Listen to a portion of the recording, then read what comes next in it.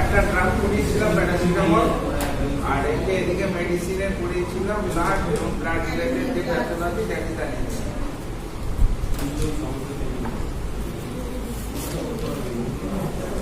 তোমরা মোটামুটি অ্যানিমিয়াটা বুঝতে পেরেছো তো? আচ্ছা, অ্যানিমিয়া হলে পরে কি কি ধরনের সাইন সিমটম দেখা দিতে পারে? ফার্স্ট অফ অল হচ্ছে উইকনেস, তার সঙ্গে ডিজিনেস, তার সঙ্গে হচ্ছে যেটা থাকবে এক্সেসিভ টায়ার্ডনেস থাকবে, তার সঙ্গে ব্রিদিং ডিস্ট্রেস, মানে শ্বাসকষ্ট, তার সঙ্গে আপনার এখানে চোখটা যদি টানা হয় সেটা হচ্ছে পিক জায়গাটা, মানে তোমাদের লিখেছে যে sign and symptom of anaemia লিখতে হবে। লেখো কি লিখবো, পয়েন্ট আউট করে লিখবো।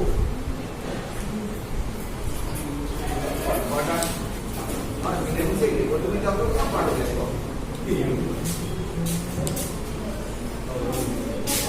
অ্যানিমিয়া হলে কি কি মানে সাইন সিম্পটম হবে? তোমার যে যে ক্লিনিক্যাল ফিচার্স অফ অ্যানিমিয়া লিখবে, তুমি কি কি ক্লিনিক্যাল ফিচার্স খাতায় লিখবে?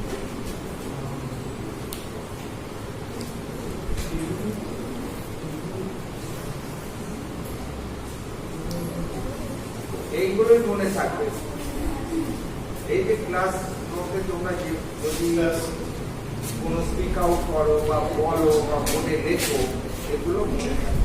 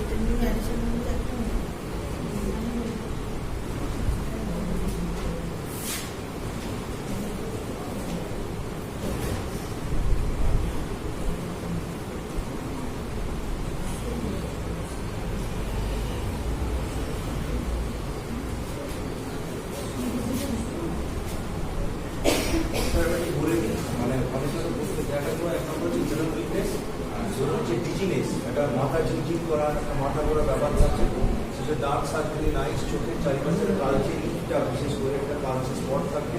সেকেন্ড হচ্ছে pale colour of under inside of the eyes, যখন আমি চোখটা কাটবো নিচের দিকে তখন কালারটা পেল হবে, মানে যে পিঙ্ক ফর্মেশনটা থাকে সেটা হবে না। সেকেন্ড হচ্ছে মুখের ভেতর জিপটাও, মুখের জিপটাও কিন্তু মানে পেল কালার হবে আইস অ্যান্ড এটা হবে সেকেন্ড হচ্ছে আমি যখন মুখের এখানে প্রেস আপ করবো আঙুলে তখন এটা লাল হবে, যে মুহূর্তে ছেড়ে দেবো ব্লাডটা আবার আগে যাবো না, মানে মুখের এখানে, হ্যাঁ মুখের এখানে থাকবে, এটা লাল ভাবটা থাকবে, এটা সাদা ভাবটা থাকবে। ও যেটা বোঝাতে চেয়েছে মোটামুটি মানে এক্সটার্নাল কতগুলো বললো, হ্যাঁ। তো হ্যাঁ আরেকটা ব্রিদিং ঠিক আছে, মানে একটু হাঁপিয়ে যাবে, হ্যাঁ তাকে কি বলি আমরা ব্রিদিং ডিস্টেন্স, ব্রিদিং ডিস্টেন্স বলবো না, একটু হাঁপিয়ে যাবে কি বলি আমরা ইজিলি ফ্যাটিং, ইজিলি ফ্যাটিং, একটুতেই হাঁপিয়ে যাবে, সেটা ব্রিদিং ডিস্টেন্সই হোক, হ্যাঁ, বা ফাড়ফাড়ানি হোক, হ্যাঁ, বা উইকনেসই হোক, যে কোনো ভাবে সেটা প্রেজেন্ট করতে পারে। কিন্তু আমি অল্পতেই হাঁপিয়ে যাব, মানে সিঁড়িতে হয়তো দোতলায় উঠলাম হাঁপিয়ে গেলাম, একটুখানি সামান্য কাজ করলাম হাঁপিয়ে গেলাম, একে বলছি আমরা ইজিলি ফ্যাটিং।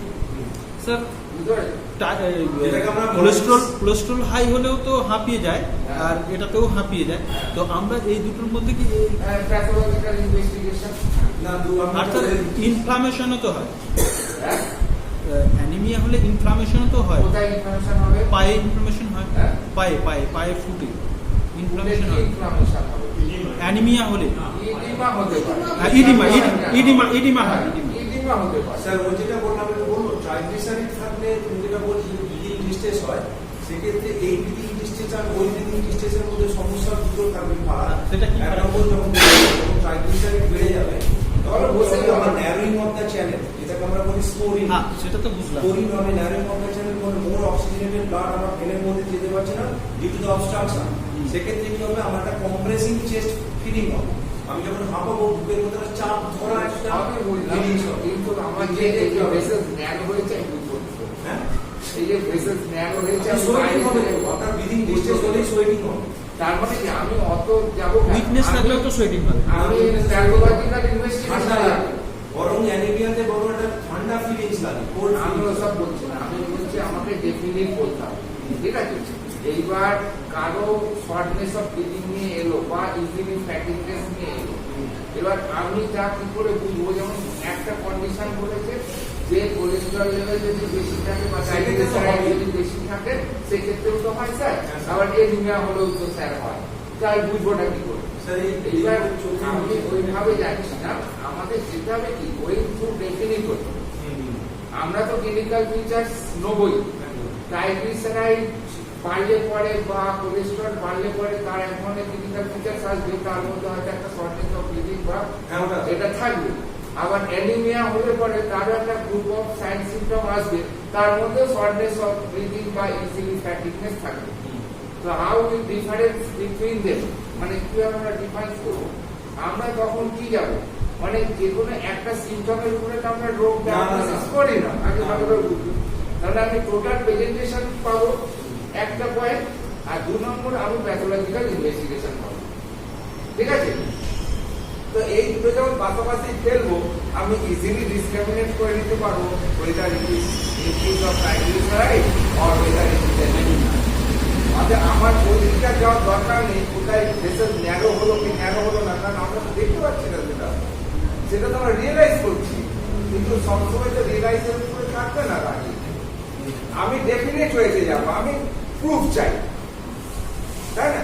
প্রুফ আমাকে কে দেবে? ক্লিনিক্যাল ফিচার আর প্যাথোলজিক্যাল ইনভেস্টিগেশন, ঠিক আছে না? এই ওয়েটা সবচেয়ে সোজা, আমি এই ওয়েটাই, ও যে জিনিসগুলো লিখেছে আমি ক্লারিফাই করি, মানে প্র্যাকটিক্যালি জিনিসটা ঠিকই লিখেছে। ধরো জেনারেল উইকনেস, এই জেনারেল উইকনেসের মধ্যে তোমার একটা বডি যদি উইক হয় তবে এই 4টে জিনিসই তার মধ্যে থাকে, তাই না? একটা বডি যদি জেনারেলি উইক হয়, উইক হলে কি হবে?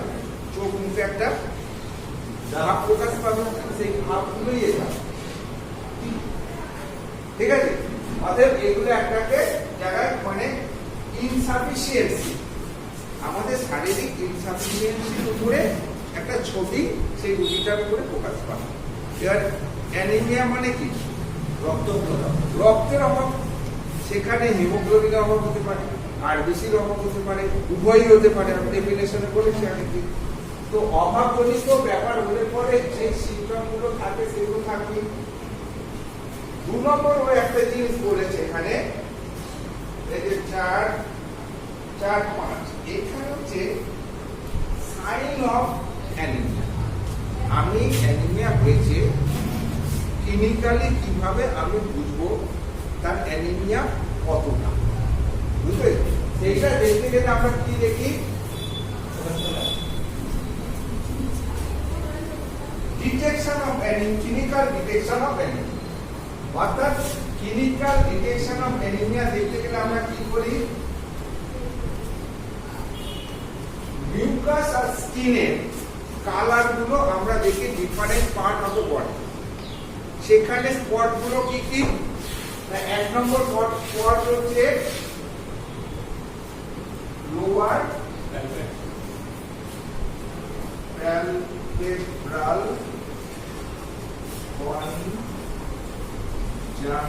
Conjunctiva, lower palpebral conjunctiva, palpebral conjunctiva কতটা ব্রাইটনেস আছে, প্যালপেব্রাল প্যালপেব্রাল প্যালপেবল করা যায়, সেটা প্যালপেব্রাল বলা হয়, প্যালপেব্রাল কনজাংটিভা। ঠিক আছে, এইখানে আমরা কিভাবে দেখবো এটা দেখে দিলাম, একটা ডিটেকটিং পয়েন্ট। 2 নম্বর হচ্ছে dorsum and tip of the tongue. Dorsum and tip of the tongue. 3 নম্বর হচ্ছে SOFT, soft, PALATE, palate। আমাদের মুখগহ্বরের প্যালেট মানে হচ্ছে ছাদটা 2টো ভাগ, যতদূর দেবে দাঁত আছে না তত দেখো ঠিকটা খুব শক্ত, that is call hard palate. এই দাঁত শেষ হয়ে যাচ্ছে, তারপরে এরকম বেঁকে গিয়ে পিছন দিকে যে নামছে দেখবে খুব নরম, that is call soft palate. মুখগহ্বরের যে ছাদটা সেটা 2টো ভাগে ভাগ করা যায়, সামনের অংশটা হচ্ছে হার্ড প্যালেট আর পিছনের অংশটা সফট প্যালেট। সফট প্যালেট গেলে মুখটাকে হাত করে টর্চ দিতে হয়, দিয়ে যেখানে ফোকাসটা পড়বে সেই পয়েন্টটাতে দেখবে কতটা লাল টকটক করছে। যত লাল টকটক করবে রক্ত ভালো আছে, যত ফ্যাকাসে হবে রক্ত কম আছে। ঠিক আছে, তাহলে এই পয়েন্টটা আমাদের দেখতে হবে অ্যানিমিয়া ডিটেকশন করতে গিয়ে। ঠিক আছে, তার মানে আমরা 1 নম্বর, 2 নম্বর, 3 নম্বর পেলাম। 4 নম্বর ও যেটা বলতে চেয়েছিল, অ্যাকচুয়ালি ওটাকে আমরা বলি NAIL, তাই তো? নেল বানানে রাখো তো, হ্যাঁ, nail return RETURN, nail bed written test. Actually এই দেখো নেল যে কিবো ফ্লাশিং হয়ে যাবে, মানে ফ্যাকাসে হয়ে যাবে, যেই ছেড়ে দেবো দেখো রক্তটা এসে ঢাক করে পূরণ করবে।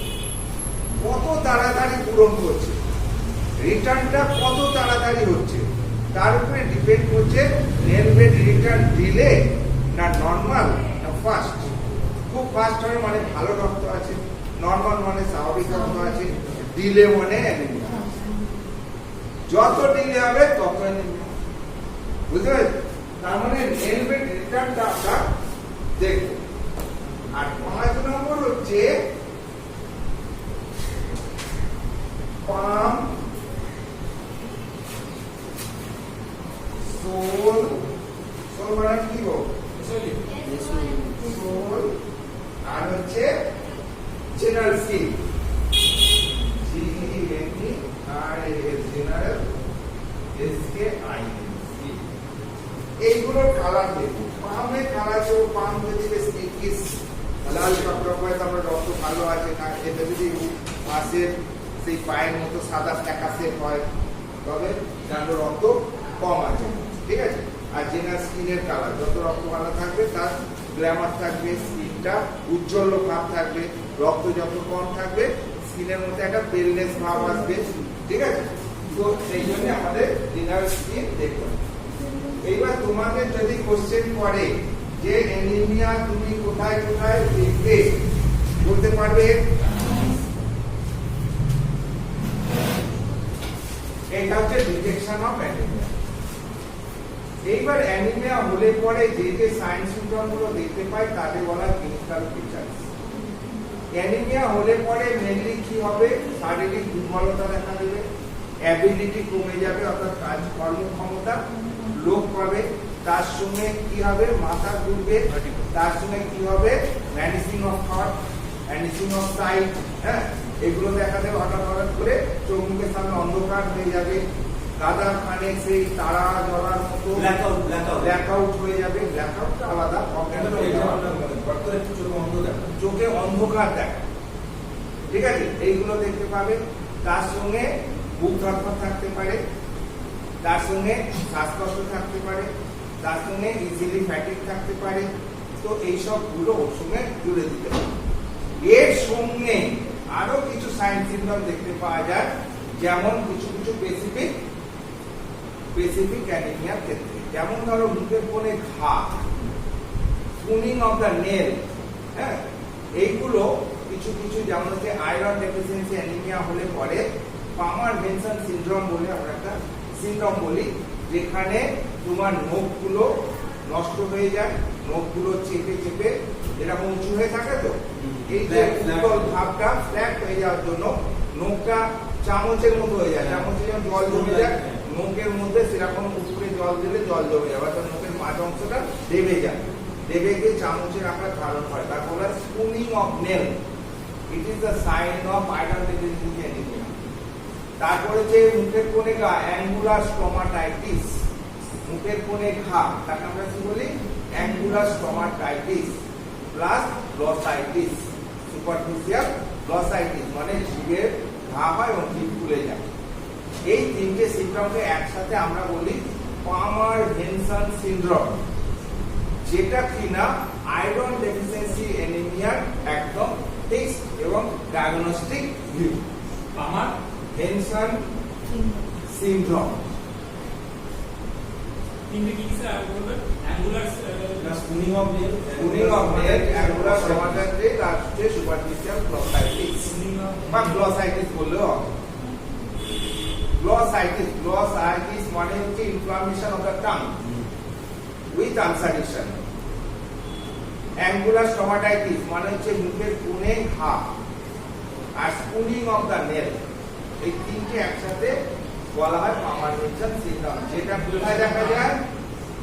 It is specifically seen in iron deficiency anemia, কোথাও দেখা যায় না। পামার-ভেনসন থাকা মানে একদম ডেফিনিট ডায়াগনোসিস করা যাবে যে it is iron deficiency anemia।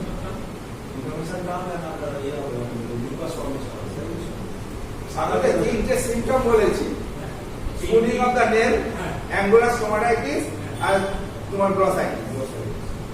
Sir ওটাকে পামার PA-এনিয়া, হ্যাঁ, PAL এনিয়া, Plummer Vinson, VENSION, Vinson SYNDROME syndrome, Plummer Vinson syndrome বলা, যেটা আয়রন ডেফিসিয়েন্সি অ্যানিমিয়া থাকে।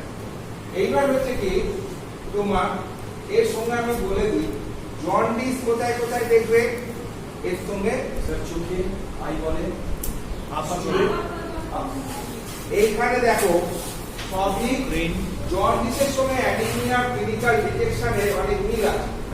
যেমন এখানে তোমার লোয়ারের জায়গায় দেখবে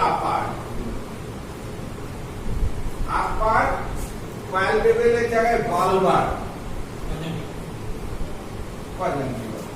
আপার বালবার কনজাংটিভা, চোখের বলবে যদি ভুলেও যায় বলবে তার চোখের উপরে, উপরের পাতায়, অ্যানিমিয়া হলে চোখের স্যার নিচের পাতায়, আর জন্ডিসটা দেখি আমরা চোখের উপরের সাদা অংশটা, ওটাকে বলছি আমরা বালবার কনজাংক্টিভা। যেহেতু উপরে আছে তাই আপার বাল। কিভাবে দেখবে না বলে আপার আইডিটাকে রেখে করতে হবে একটা আঙুলে, আর পেশেন্টকে নিচে তাকাতে বলতে হবে, তবেই ওই সাদা অংশটা বেরিয়ে আসবে। ঠিক আছে, ওখানে যদি কোনো ইউরোইস পিগমেন্টেশন থাকে তবে ওটা জানবো ক্লিনিক্যালি জন্ডিস পেশেন্ট। এবং ওই ওখানকার যে কানেক্টিভ টিস্যুগুলো আছে ওরা হচ্ছে সবচেয়ে বেশি সেন্সিটিভ, যারা কিনা বিলিরুবিন লেভেলটাকে ফার্স্ট অ্যাবজর্ব করে ওখানে রাখে। কতটা হলে ওখানে আমরা দেখতে পাবো ব্লাডে কতটা লেভেল মিনিমাম হলে পরে ওখানে আমরা দেখতে পাবো more than 6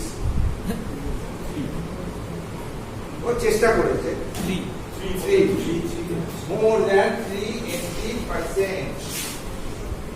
নরমাল হচ্ছে 0.2 থেকে 0.8 মিলিগ্রাম পার্সেন্ট, মানে হচ্ছে 100 ml ব্লাডের মধ্যে 0.2 থেকে 0.8 মিলিগ্রাম বিলিরুবিন নরমালি থাকে। এটাকে আমরা 1 অবধি কনসিডার করি, 0.8 টাকে আমরা 1 অবধি কনসিডার, 1 mg আর 100 ml এটাকে নরমাল ধরুন। একের উপরে উঠে গেলেই আমরা সেটাকে বলি hyper bilirubinaemia, that is for jaundice. Hyper bilirubinaemia মানে জন্ডিস, অর্থাৎ যদি একের 1 mg এর উপরে উঠে যায়, 1.5 mg বা 2 mg বা 3 mg বা 8 mg যাই হোক না কেন, তখন তাকে বলছি আমরা হাইপার বিলিরুবিনিমিয়া। পরিষ্কার? এইবার ঘটনা হচ্ছে 1 থেকে 3 এর মধ্যে যদি থাকে mg পার্সেন্ট, তখন বিলিরুবিন ব্লাডের লেভেল হাই, কিন্তু সেটা ক্লিনিক্যালি আউটসাইডে ডিপোজিট করে, অর্থাৎ জন্ডিসটা লুকিয়ে থাকে। একে বলছি আমরা লুকায়িত জন্ডিস বা latent jaundice, LETENT, latent jaundice. Latent jaundice মানে হচ্ছে বিলিরুবিন লেভেল ব্লাডে বেড়েছে কিন্তু বাইরে প্রকাশ পায়নি। এটা কতক্ষণ সম্ভব না 3 mg অবধি যতক্ষণ থাকছে ব্লাডের মধ্যে ততক্ষণই সম্ভব। যখনই 3 mg ক্রস করে গেল 4 mg 5 mg 6 mg, তখনই ওই ট্রিটমেন্টটা এই যে আপার বালবার কনজাংক্টিভার যে কানেক্টিভ টিস্যুগুলো আছে তারা রক্ত থেকে অ্যাবজর্ব করে নিয়ে ওখানে ডিপোজিট করে, তখনই uric pigmentation in the upper bulbar conjunctiva আমরা দেখতে পাই। বুঝা গেল? তো ক্লিনিক্যাল জন্ডিস কখন দেখা যাবে না যখন রক্তে বিলিরুবিনের মাত্রা 3 mg থেকে বেশি থাকবে, তখনই ক্লিনিক্যাল জন্ডিস দেখা যাবে। মনে থাকবে, মনে থাকবে তো? জন্ডিস মানে ক্লিনিক্যাল জন্ডিস নয়।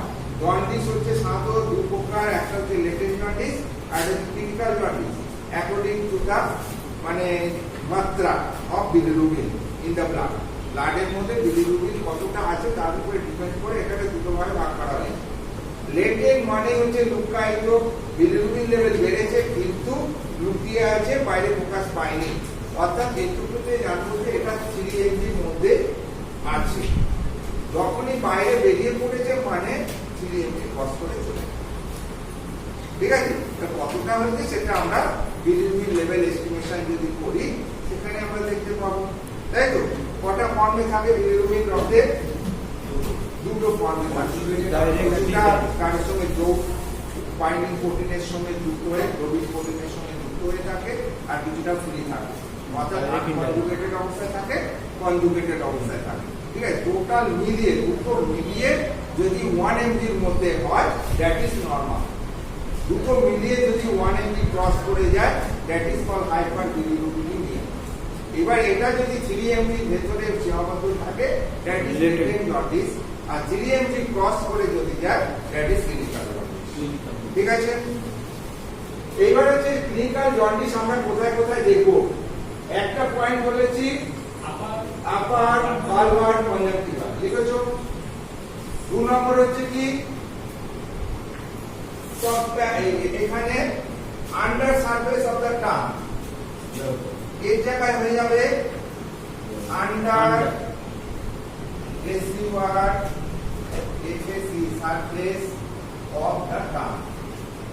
ডরসাম এন্ড টিপের জায়গায় হয়ে যাবে আন্ডার সারফেস।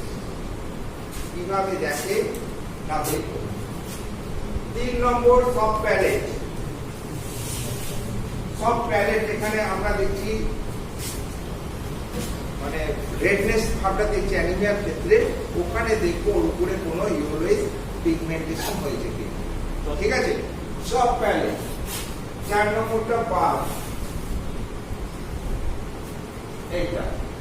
5 নম্বরটা জন্ডিসের ক্ষেত্রেও আমরা দেখবো, কারণ পাম কানেকটিভ টিস্যুতে ভর্তি এবং এরা ইউরোইস পিগমেন্টেশনকে ধরে রাখতে পারে। জেনারেল স্কিন যত অ্যাডভান্স হবে তখন এইগুলোতেও জমা হবে, বুঝতে পেরেছো? যত অ্যাডভান্স হবে তখন ইউরোইস পিগমেন্টেশন পামে চলে আসবে, সোলে চলে আসবে, জেনারেল স্কিনেও পুরো বডিটাই আস্তে আস্তে ইয়েলো হয়ে গেছে, তাহলে বিশাল হাই হয়ে গেছে, ঠিক আছে। তা আমরা ক্লিনিক্যাল অ্যানিমিয়া ক্লিনিক্যাল ডিটেকশনের সময় আমরা জন্ডিসের ক্লিনিক্যাল ডিটেকশনটা মানে শিখে গেলাম। আমি ক্লিনিক্যাল বলছি, আমি এখনো প্রেজেন্টেশন শুনিনি, সিমটমস আমি এখনো শুনিনি, আমি জাস্ট ডিটেকশনের জায়গায় আছি। হবে হবে সব হবে। স্যার ম্যাক্রো আর মাইক্রোটা বুঝিয়ে দেবেন।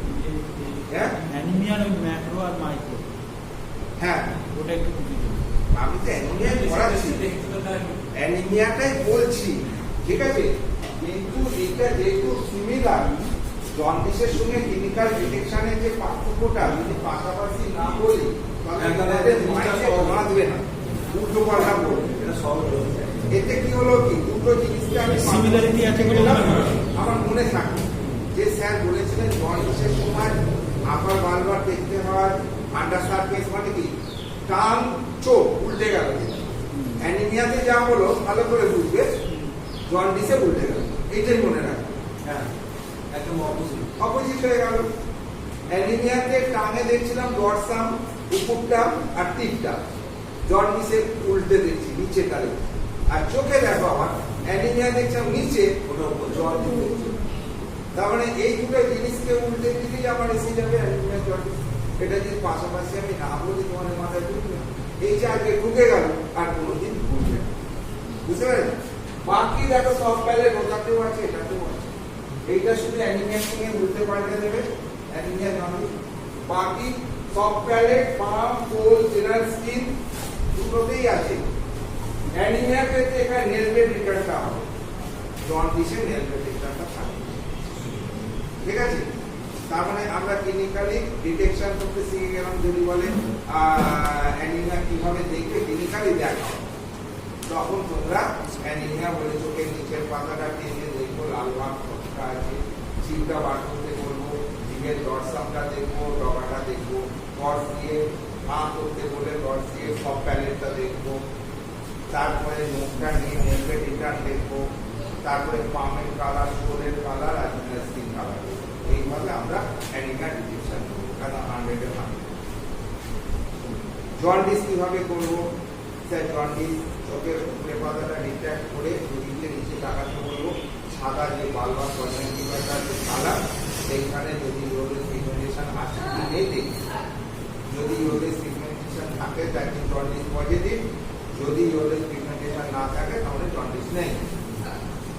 এইবার স্যার আমি সব প্যালেটের কালারটা দেখবো, সব প্যালেটের মধ্যে ইউরোইস পিগমেন্টেশন আছে কি নেই দেখবো। তারপরে কোথায় দেখবো?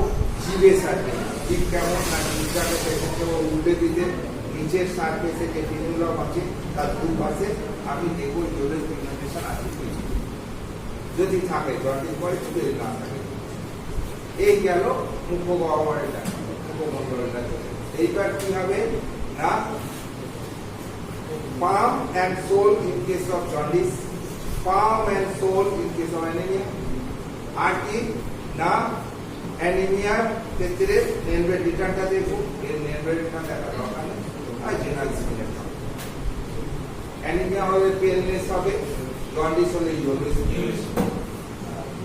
তো এইভাবে আমরা ক্লিনিক্যালি জন্ডিসের সময় অ্যানিমিয়া ডিটেকশনের কম্পারিজনটা করে রাখলাম আমাদের মধ্যে, ঠিক আছে। এইবার ও যেটাতে এলো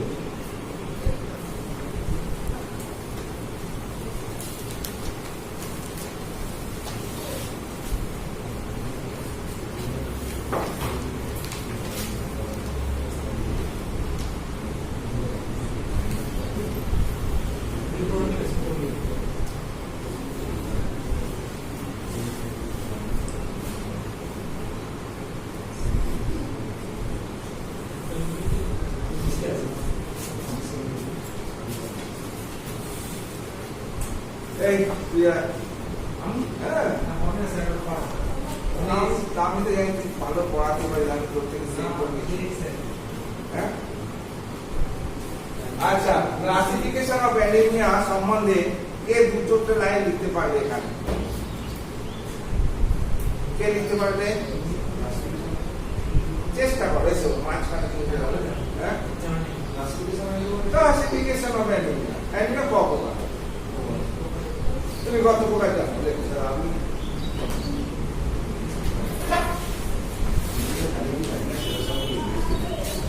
আমি এখানে বলেছি তুমি যেটুকু জানো, আমি কাউকে বলেছি, ফোর্স করেছি যে পুরো লিখতে হবে, একটা জানলে একটাই লিখতে চলে যাবে, স্যার আমি এটাই জানি, আমি মারবো না, ধরবো না, কাজ করে লাগবে।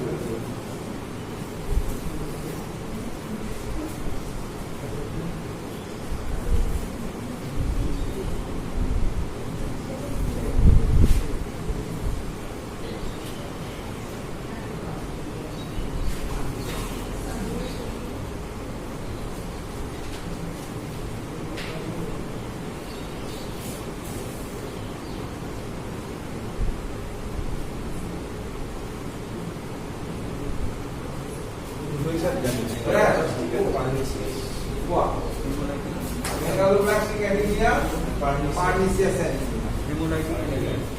তুমি আসো।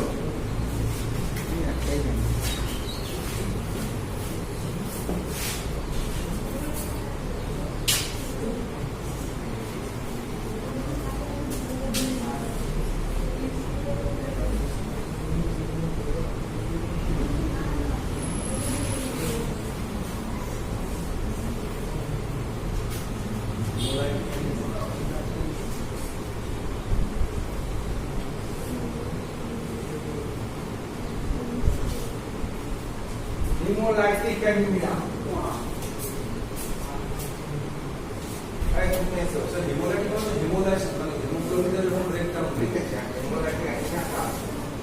তুমি এমন লিখেছো দুটো কথাই আছে, পার্নিসিয়াস কথাটাও আছে, মেগালোপ্লাস্টিক কথাটাও আছে। ও যেটা লিখে গেল হিমোলাইটিক অ্যানিমিয়াটাও আছে, থাকলেই হলো। আমি আছে এটা জানতে চাই, মেয়েদের মধ্যে আছে।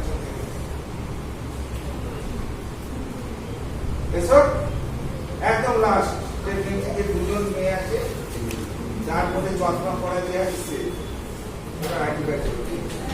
হ্যাঁ, লাস্ট মেয়েকে তুমি তো মেয়েদের মধ্যে চশমা পড়া আরো আছে না, মাথা নিচু করে আপনি যাই দেখতে পারবো। এর বাইরে আর কি জায়গা এটা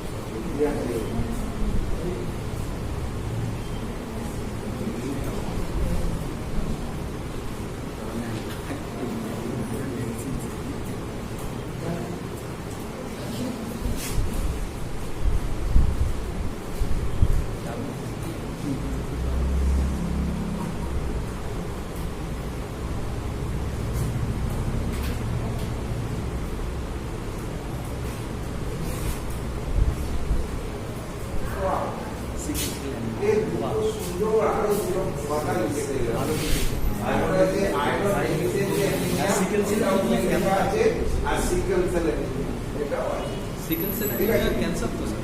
হ্যাঁ লিখেছে তো হ্যাঁ, অ্যানিমিয়া তো লিখেছে। সে যাই হোক ক্যান্সার যাই হোক লিখেছে। যা এরা মোটামুটি দেখছি আমার থেকে অনেক বেশি উন্নত, কারণ এরা বেশ শক্ত শক্ত জিনিসগুলো লিখেছে। মানে আমাকে আরো বেশি জ্ঞানী। আমি চাইছি আরো সিম্পল, ঠিক আছে? যাকে অনেক কথাই লিখেছে, তবে এগুলো হেফাজত করছে। আমরা যদি ক্লাসিফিকেশন করি, আমরা প্রথমে কি লিখবো? অ্যানিমিয়া, আয়রন ডেফিসিয়েন্সিতেই আসল চিন্তা করছে। বলতে হচ্ছে ডেফিসিয়েন্সি, অর্থাৎ অভাবজনিত।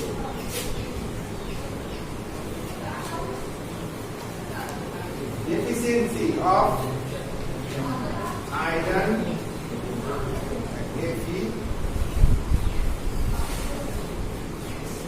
folate, folic acid,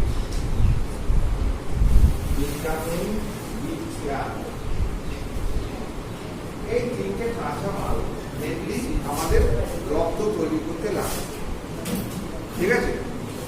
আমরা সবসময় যদি একটা ডেফিনিট ওয়েতে আমরা পড়াশোনা করি, তবে আমাদের কিছুটা জিনিসগুলো মনে থাকবে আগে, তারপরে শক্ত শক্ত জিনিসগুলো আসবে।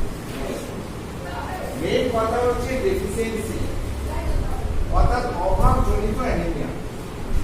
এইবার রক্ত তৈরি হয় কোথায়? না বোন ম্যারোগুলোতে, তাই তো? সেখানে কাঁচা মাল কি না তোমার লোহা, ফলিক অ্যাসিড, ভিটামিন বি12। এদের যদি অভাব ঘটে, তবে যে অ্যানিমিয়া গুলো হয় তাদেরকে বলি ডেফিসিয়েন্সি অ্যানিমিয়া। সেখানে একটা হচ্ছে iron deficiency anaemia, Fe2 deficiency anaemia. অর্থাৎ যদি লোহার অভাব হয়, তবে মেনলি রক্তের যে main pigment, that is haemoglobin.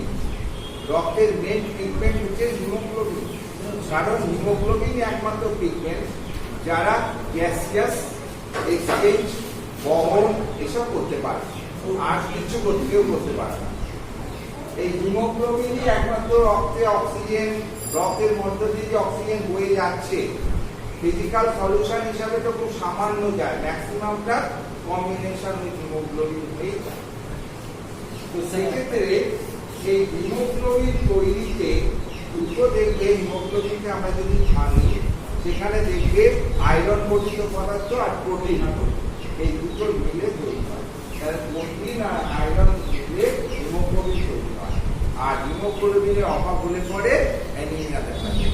তার মানে হিমোগ্লোবিনের অভাব হলে যদি অ্যানিমিয়া দেখা যায়, হিমোগ্লোবিন যে তৈরি করে তার অভাব হলে অ্যানিমিয়া, তার মানে লোহার অভাব হলে অ্যানিমিয়া।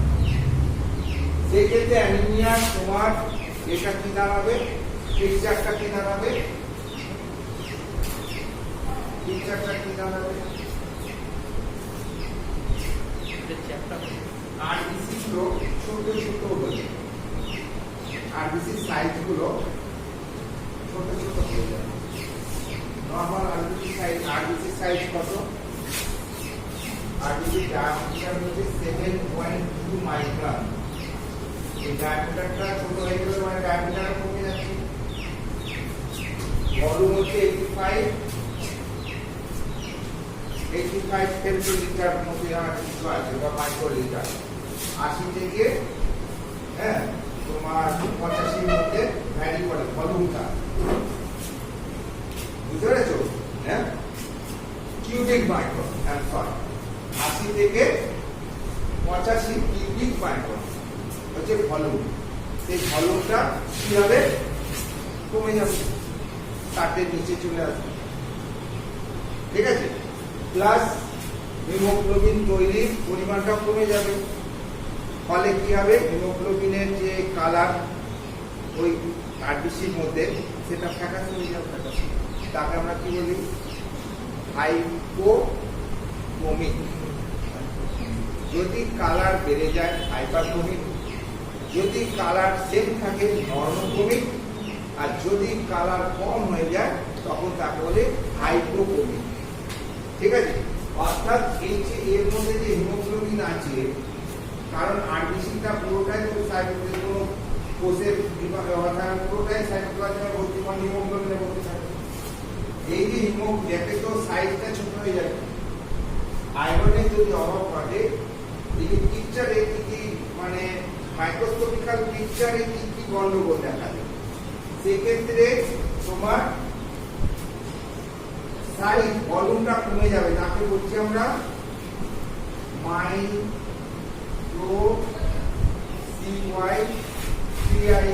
মাইক্রোসাইটিক। হিমোগ্লোবিনের যে কালার ডেনসিটি আছে সেটা লাইট হয়ে যাবে, হাইপোক্রোমিক,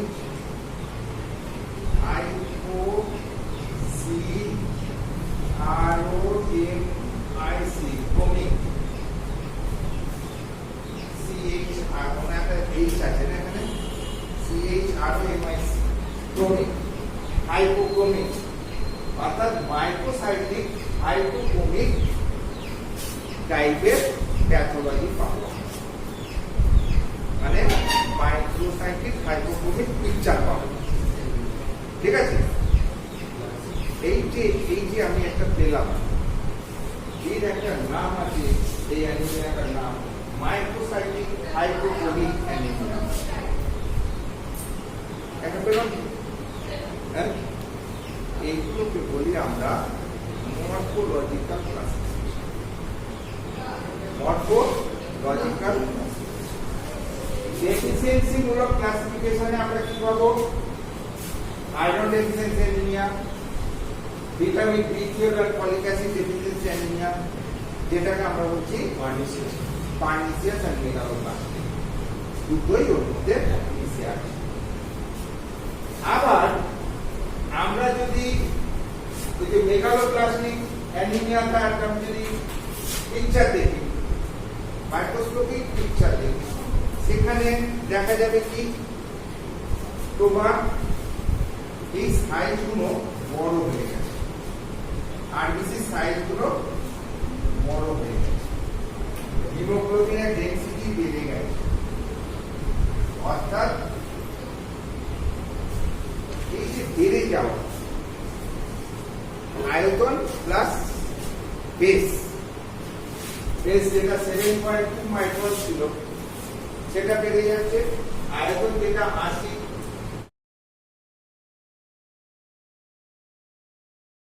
মাইক্রন ছিল সেটা বেড়ে 90 100।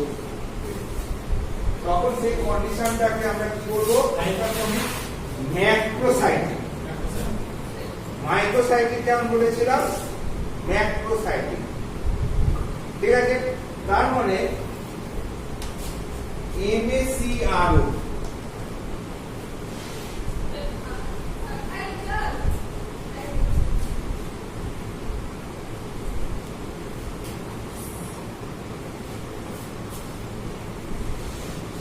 আর যেখানে সাইজ নরমাল আছে,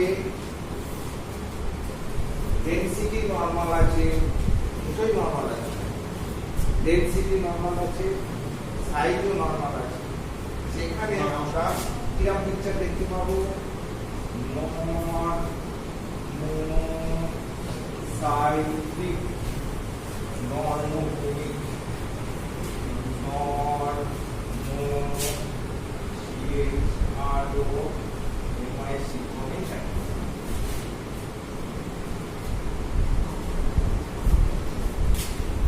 এই যে জিনিসগুলো দেখছি একে বলা হচ্ছে মাইক্রোস্কোপিক্যাল ক্লাসিফিকেশন বা মরফোলজিক্যাল ক্লাসিফিকেশন। অর্থাৎ অ্যাকর্ডিং টু মরফোলজি, মরফোলজি মানে আকার, আকৃতি, কালার, এইগুলোর যে বাহ্যিক যে গঠন, তাকে দেখে যখন আমরা ক্লাসিফিকেশন করছি তখন তাকে বলছি আমরা মরফোলজিক্যাল ক্লাসিফিকেশন। মরফোলজিক্যাল ক্লাসিফিকেশনে আমরা 3 ধরনের অ্যানিমিয়া পাই। 3 ধরনের অ্যানিমিয়া পাই। একটা হচ্ছে মাইক্রোসাইটিক অ্যানিমিয়া, একটা হচ্ছে নর্মোসাইটিক অ্যানিমিয়া আর একটা হচ্ছে ম্যাক্রোসাইটিক। ঠিক আছে, according to the size of the RBC. এইবার according to the density of the haemoglobin within the RBC, সেখানেও আমরা তিন ধরনের জিনিস পাই। স্যার ম্যাক্রোসাইটিক, নর্মোসাইটিক আর একটা কি বলেন? মাইক্রো এটা তাহলে কিসের উপর বেশ করে সাইজ অফ দ্য আরবিসি। ঠিক আছে, আবার ওই একই সঙ্গে আমরা যদি হিমোগ্লোবিনের ডেনসিটি পাই, হিমোগ্লোবিনের কালার লক্ষ্য করি মাইক্রোস্কোপিক্যালি, সেক্ষেত্রে আমরা হালকা কালার দেখতে পারি, স্বাভাবিক কালার দেখতে পারি, বেসিক কালার দেখতে পারি, হাইপার কালার। হাইপার যেটা তোমার হাইপো কালার, সেখানে হবে ফ্যাকাসে, তার মানে হাইপোক্রোমিক। যেটা হবে হাইপোক্রোমিক। যেখানে নর্মাল কালার দেখবো, এখানে বেসিক কালার দেখবো হাইপারক্রোমিক। বোঝা গেল? এটাও মাইক্রোস্কোপিক্যাল ক্লাসিফিকেশনে হচ্ছে মরফোলজি তার সঙ্গে হিমোগ্লোবিনের ডেনসিটি, এই দুটো মিলিয়ে আমরা তিনটে ভাগে এইরকম মাইক্রোস্কোপিক্যাল ক্লাসিফিকেশনে আমরা তিনটে ভাগে অ্যানিমিয়াকে ভাগ করছি। ঠিক আছে, তিনটে ভাগে অ্যানিমিয়াকে আমরা ভাগ করছি একসঙ্গে পাশাপাশি রেখে। হচ্ছে মাইক্রোসাইটিক, হাইপোক্রোমিক,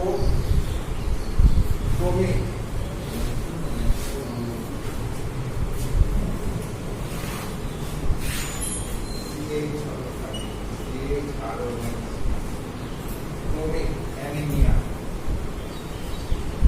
এই পিকচারটা আমরা কোথায় দেখতে পাই?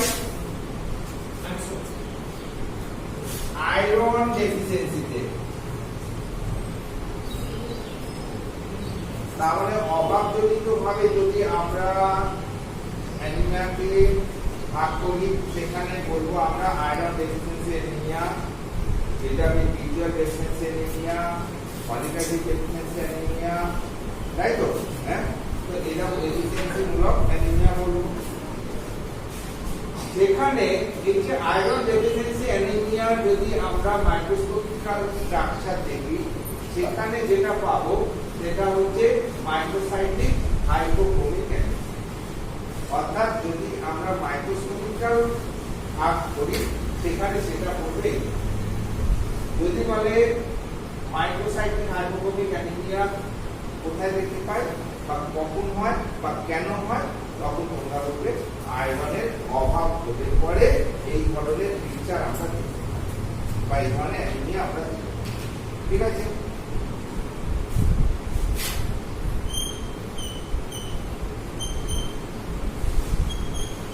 Normocytic, নর্মোক্রোমিক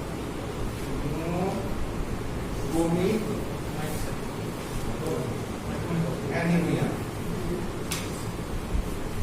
normocytic, নর্মোক্রোমিক anaemia. স্যার প্রথমে মাইক্রো, তারপর নর্মাল, তারপর ম্যাক্রো, না মাইক্রো ম্যাক্রো নর্মাল? সবই এক, যেভাবে তুমি লাগাতে পারো, কোনো ডিফার করে না। আমার তো টাইম নিয়ে বলা, লাস্টেরটা আগে বলি আর আগেরটা পাস বলি, কি এসে গেল? সায়েন্স, সায়েন্স এইখানে সায়েন্সের ডিউটি। নর্মোসাইটিক, নর্মোক্রোমিক অ্যানিমিয়া, এটা কখন দেখতে পাবো স্যার? যখন সাইন্স হবে তখন, আর যখন কালো প্রকাশ হবে বুঝলাম কোন প্যাথোলজিক্যাল কন্ডিশনে হতে পারে? মরফোলজিক্যাল। হ্যাঁ, মরফোলজিক্যাল কারণ কারণ নরমাল থাকবে। অর্থাৎ কি, রক্ত শীত তৈরি হচ্ছে, রক্ত চাহিদা মতো তৈরি হচ্ছে, কিন্তু ওই যে লুটেরারা লুট করে নিচ্ছে বা চোরেরা চুরি করে দিচ্ছে বা কেউ অস্থায়ীভাবে অন্য জায়গায় লুকিয়ে রাখছে, তার ফলে মার্কেটে অভাব দেখা দিচ্ছে। মার্কেটে অভাব, ফ্যাক্টরিতে যা তৈরি হচ্ছে, কিন্তু ফ্যাক্টরি থেকে তৈরি হওয়ার পর যে পরিমাণে মার্কেটে আসার কথা, আসছে না, মাঝপথে চুরি হয়ে যাচ্ছে, যোদ্ধারা মজুদদাররা তুলে গোডাউনজাত করে ফেলছে, ফলে বাজারে ক্রাইসিস দেখা দিচ্ছে। এইটা তারই প্রতিচ্ছবি। যেটুকু বেড়েছে তাতে কোনো প্যাথোলজিক্যাল গন্ডগোল নেই, নর্মালি আছে, অথচ রক্তের অভাব। কি হলো? রক্ত চুরি হয়ে গেল। কারা চুরি করবে?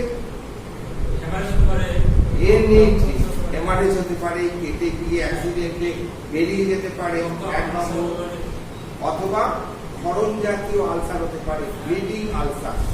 শরীরের ভেতরে বিভিন্ন প্রকারের ব্লিডিং আলসার হয়, যেমন পেপটিক আলসার হয়, অর্শ হয়, যেমন হচ্ছে ব্লিডিং পাইলস বলি।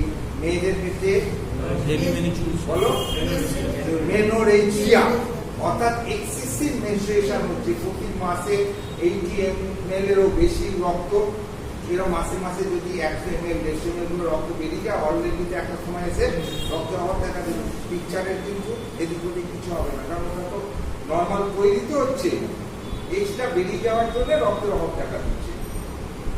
আবার তোমার কিছু ওয়ার্ম আছে, কুকওয়ার্ম, যারা রক্ত চুষে খাচ্ছে, তারা কি করছে? রক্ত চুষে খেয়ে নিচ্ছে বা আননেসেসারি ডিস্ট্রয় করছে বা নষ্ট করছে, জিনিসটা করছে, তার জন্য এরকম অভাব দেখা দিতে পারে। সেই রকম ক্ষেত্রে অর্থাৎ রক্ত তৈরি হচ্ছে ঠিক, যদি চুরি হয়ে যায় তখন তাকে বলছি আমরা তোমার নর্মোসাইটিক পিকচারটা তখন আসবে, নর্মোসাইটিক নর্মো। যে কারণে চুরি হচ্ছে তাকে রোধ করে। ব্লিডিং আলসার হলে ব্লিডিং আলসার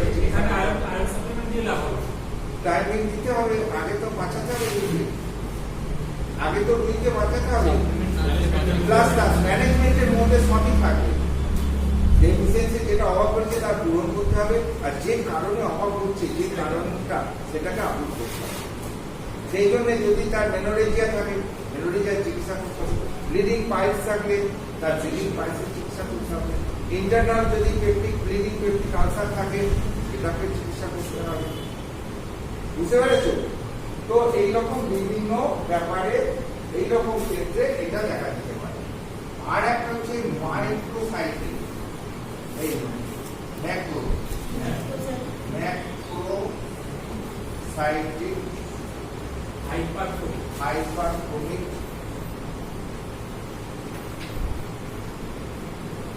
অ্যানিমিয়া। আবার ম্যাক্রোসাইটিক হাইপোটোনিক, যেখানে তোমার সব ধরনের অভাব থাকছে, লোহা, তারপরে তোমার ফলিক অ্যাসিড, ভিটামিন ডি, যেখানে সব ধরনের অভাব থাকছে সেখানে ম্যাক্রোসাইটিক হাইপোক্রোমিক অ্যানিমিয়া দেখা যায়। না, হাইপোক্রোমিক, যেখানে সব ধরনের অভাব থাকছে। আর যেখানে শুধু ভিটামিন বি12 বা ফলিক অ্যাসিডের অভাব হচ্ছে, তখন আমরা এই জায়গাটা দেখতে পাবো। এই ম্যাক্রোসাইটিক হাইপারটোনিক অ্যানিমিয়া দেখা যায় ভিটামিন বি12 এন্ড ফলিক অ্যাসিডের অভাবজনিত অ্যানিমিয়া। প্রথমটা আয়রন আর শেষেরটা হচ্ছে লোহার জন্য, শুধু লোহার জন্য হলে মাইক্রোসাইটিক হাইপোক্রোমিক, যদি সবের জন্য হয় তারপরে ম্যাক্রোসাইটিক হাইপোক্রোমিক দেখা যায়। আর যদি শুধু ভিটামিন বি12 আর ফলিক অ্যাসিডের জন্য হয় তাহলে ম্যাক্রোসাইটিক হাইপারটোনিক অ্যানিমিয়া দেখা যায়।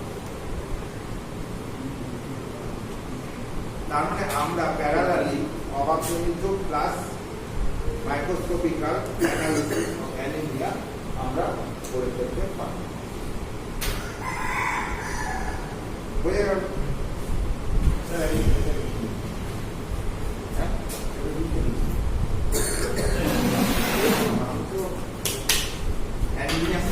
করে ফেললাম, শেষ করে ফেললাম। এবার একটা এমই সম্বন্ধে একটু বুঝিয়ে দেবো।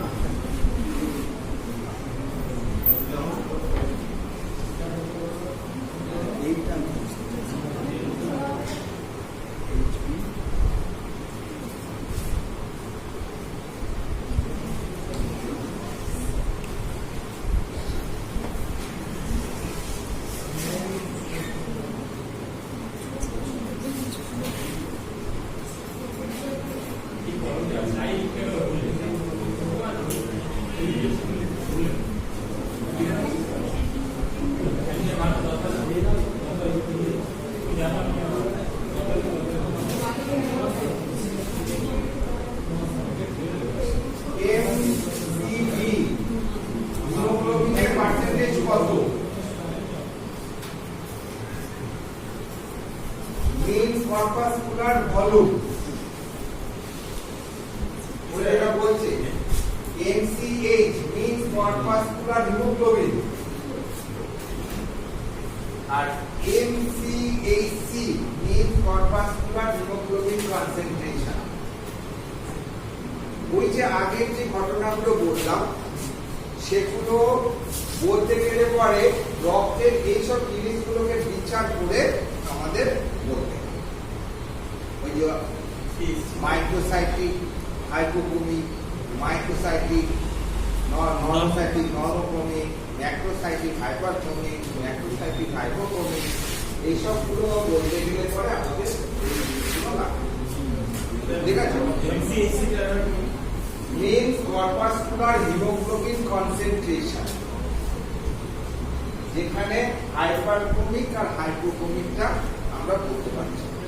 কনসেন্ট্রেশনটা যদি কম থাকে হাইপোক্রোমিক, কনসেন্ট্রেশন যদি নরমাল থাকে নর্মোক্রোমিক, কনসেন্ট্রেশন যদি বেড়ে যায় হাইপার।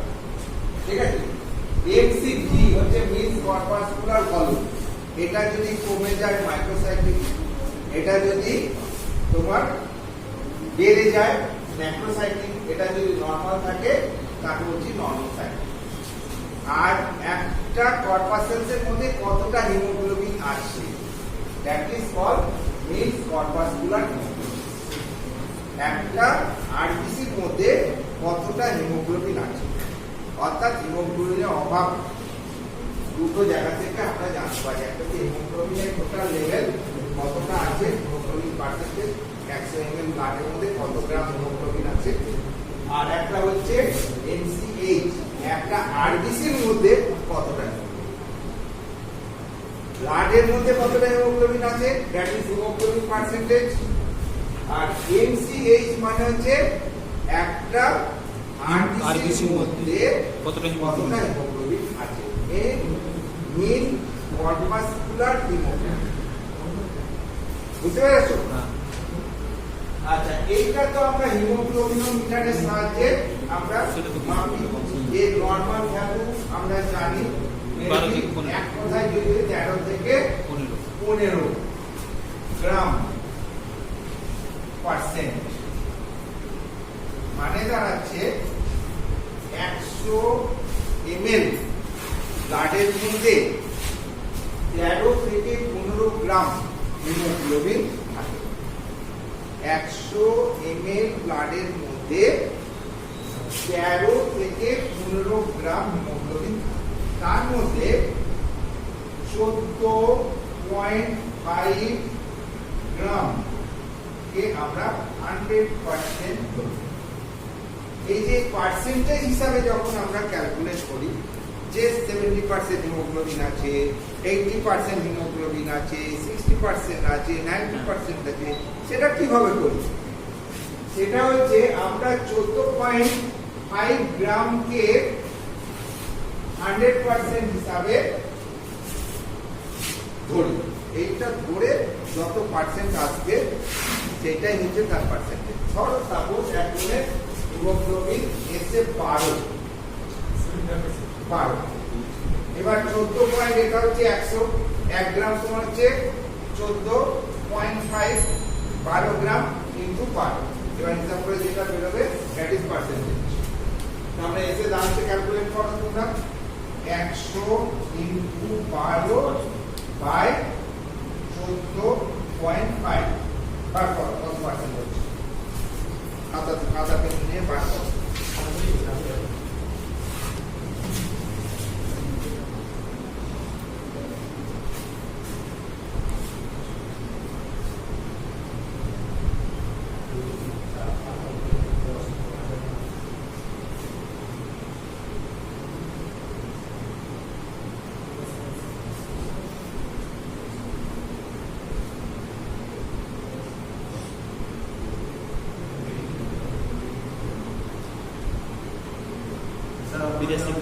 82%। এই সবাই তোমার কোথায়? 82%। Yes, 82 হবে। কারণ দেখো আমি বলে দিই, ওই যে আপনি দেখাচ্ছেন কি? হ্যাঁ, বলো। আর ওই যে, হ্যাঁ,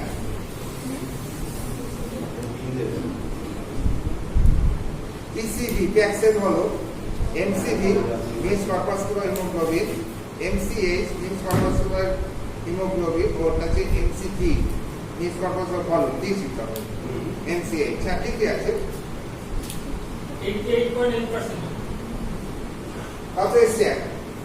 82.7। তাই তো? মানুষ 82.7। তুমি তো নরমাল ভ্যালুগুলো লিখে হ্যাঁ দিলে। স্যার ওইটাই আমি বলতে চাইছি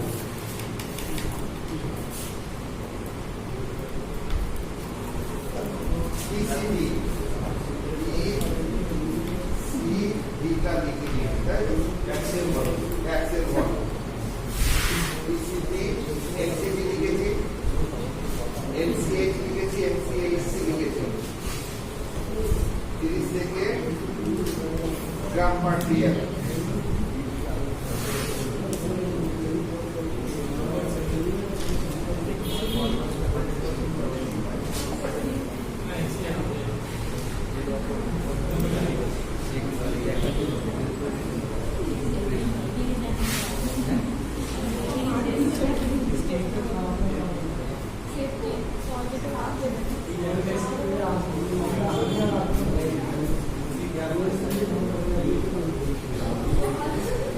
হয়েছে তো? কত পার্সেন্ট এলো? 82.75। 82.75। তার মানে এটা যদি পার্সেন্টেজ করি, 82.7% হিমোগ্লোবিন আছে।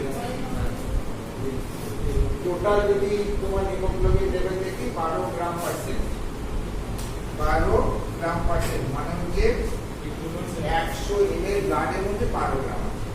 আর যে টোটাল ব্লাডের মধ্যে পার্সেন্টেজ করি সেটা হবে 82.7% হিমোগ্লোবিন আছে। বুঝতে পেরেছো? যখন এটা বিলো 60 তে নেমে যায় that is severe anaemia. Below 60% এর নিচে যখন চলে আসছে দ্যাট ইজ সিভিয়ার অ্যানিমিয়া। ঠিক আছে? আর 60 থেকে 70 75 এর মধ্যে থাকলে মানে মডারেট, আর তার উপরে হচ্ছে মাইল্ড মডারেট সিভিয়ার। ঠিক আছে?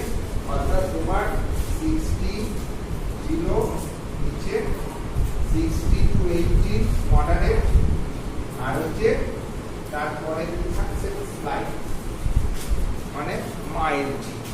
80 উপরে আছে, 100% নেই, 100 থেকে 80 মধ্যে আছে দ্যাট ইজ মাইল্ড অ্যানিমিয়া। 80 থেকে 60 এর মধ্যে আছে মডারেট অ্যানিমিয়া, আর বিলো 60 আছে সিভিয়ার অ্যানিমিয়া। এটা হচ্ছে ক্লিনিক্যাল ক্লাসিফিকেশন যে মাইল্ড মডারেট সিভিয়ার। এটা পার্সেন্টেজ অফ হিমোগ্লোবিন দেখে এর মধ্যে আমরা ক্লাসিফিকেশন করতে পারি অ্যানিমিয়াকে। ঠিক আছে? স্যার, এবার 60 এর কম থাকলে সিভিয়ার, হ্যাঁ, 60 থেকে 80 থাকলে Moderate। মডারেট, তার উপরে গেলে মাইল্ড। 100 নিচে কিন্তু 80 মধ্যে। মাইন্ডের স্যার Mind। রেঞ্জটা কত হচ্ছে মাইন্ডের রেঞ্জটা 80 থেকে 100, 80 থেকে 100। 100 থেকে নিচে কিন্তু 80 উপরে। 81 হলে মাইল, 82 হলে মাইল, 83 হলে মাইল, 84 হলে মাইল, 85 হলে মাইল, মডারেটটা কত 60 এর উপরে। 61 হলে মডারেট, 62, 63, 64, 65, 66, 80। 60 এর নিচে গেলে ব্লাড দিতে হবে। ঠিক আছে? 60 এর নিচে মানে সিভিয়ার, তখন ব্লাড ট্রান্সফিউশন করতে হবে। কারণ ও যেটা বলেছে এখানে লেভেলগুলো আছে, লেভেলগুলো তোমাদের জানা উচিত। এই যে যেমন বললাম হিমোগ্লোবিন পার্সেন্টেজের নরমাল বললাম 13 থেকে 15%, এটা মোটামুটি গ্রাম পার্সেন্ট। এবার ধরো বিভিন্ন বইয়ে বিভিন্ন পাবে, কোন বইয়ে পাবে 12 থেকে 16। ঠিক আছে? আবার কোন বইয়ে দেখে দুটোকে সেক্সুয়াল রেশিও আলাদা করে দিয়েছে। অর্থাৎ ফিমেলের ক্ষেত্রে তোমার 12 থেকে 14.5 আর মেলের ক্ষেত্রে 13 থেকে 16 গ্রাম পার্সেন্ট। এরকম ভাবে মোটামুটি অ্যাভারেজে আমরা দেখতে পাই 13 থেকে 15 মধ্যে আছে হিমোগ্লোবিন। আমার প্র্যাকটিক্যাল ব্যাপারটা শুধু বলবো, ঠিক আছে? রেঞ্জটা বড়, বিভিন্ন ক্ষেত্রে বিভিন্ন, যেমন হচ্ছে মিন কর্পাসকুলার ভলিউম। আমি ওখানে বললাম তো ভলিউমটা তোমার 80 থেকে 90 এর মধ্যে থাকবে। কিরকম না, কিউবিক মাইক্রন।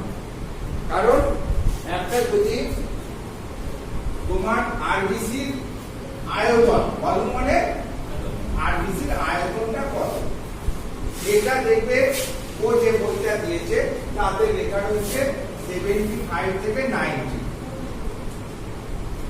তোমার কিউবিক মাইক্রন। কারণ আয়তন সবসময় কিউবিক মাইক্রনে আসবে। আয়তন মানে তো ঘন, মিটার হলে ঘন মিটার, সেন্টিমিটার হলে ঘন সেন্টিমিটার, সেটাকে আমরা ইংলিশে কিউবিক বলি। তো যেহেতু এটা আমাদের এটার যে ব্যাস বললাম, স্বাভাবিক ব্যাস হচ্ছে 7.2 মাইক্রন। এইটার বৃত্তের আয়তন কত, পাই আর স্কয়ার। পাই আর স্কয়ার করলে পরে দেখা যাবে এটা 75 থেকে 90 কিউবিক মাইক্রনের মধ্যে পড়ছে আয়তনটা, ঠিক আছে? তার মানে এমসিভি কত এলো, 75 থেকে 90 মাইক্রন। কেউ যদি বলে এটা 80 থেকে 90, তার কি ভুল হবে? এটা নরমাল 75 থেকে 90 কিউবিক মাইক্রন, শুধু micron, cubic CUMM, cubic micron, CUবিকে মাইক্রনের চিহ্ন।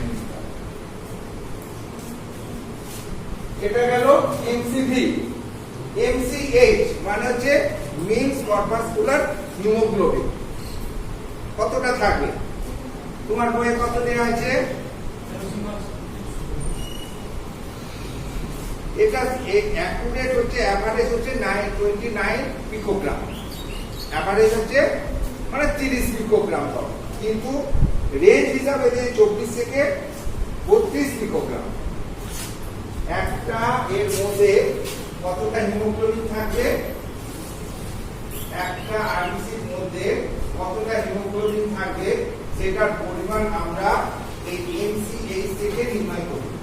মনে থাকবে, MCH মানে হচ্ছে একটা আরবিসির মধ্যে কতটা হিমোগ্লোবিন আছে, ঠিক আছে? এইটা রেঞ্জ কত, MCD গেল 75 থেকে 90 কিউবিক মাইক্রন।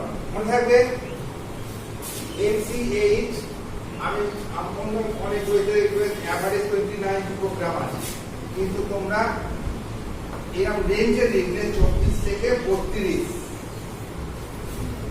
পিকোগ্রাম, PICOGM পিকোগ্রাম।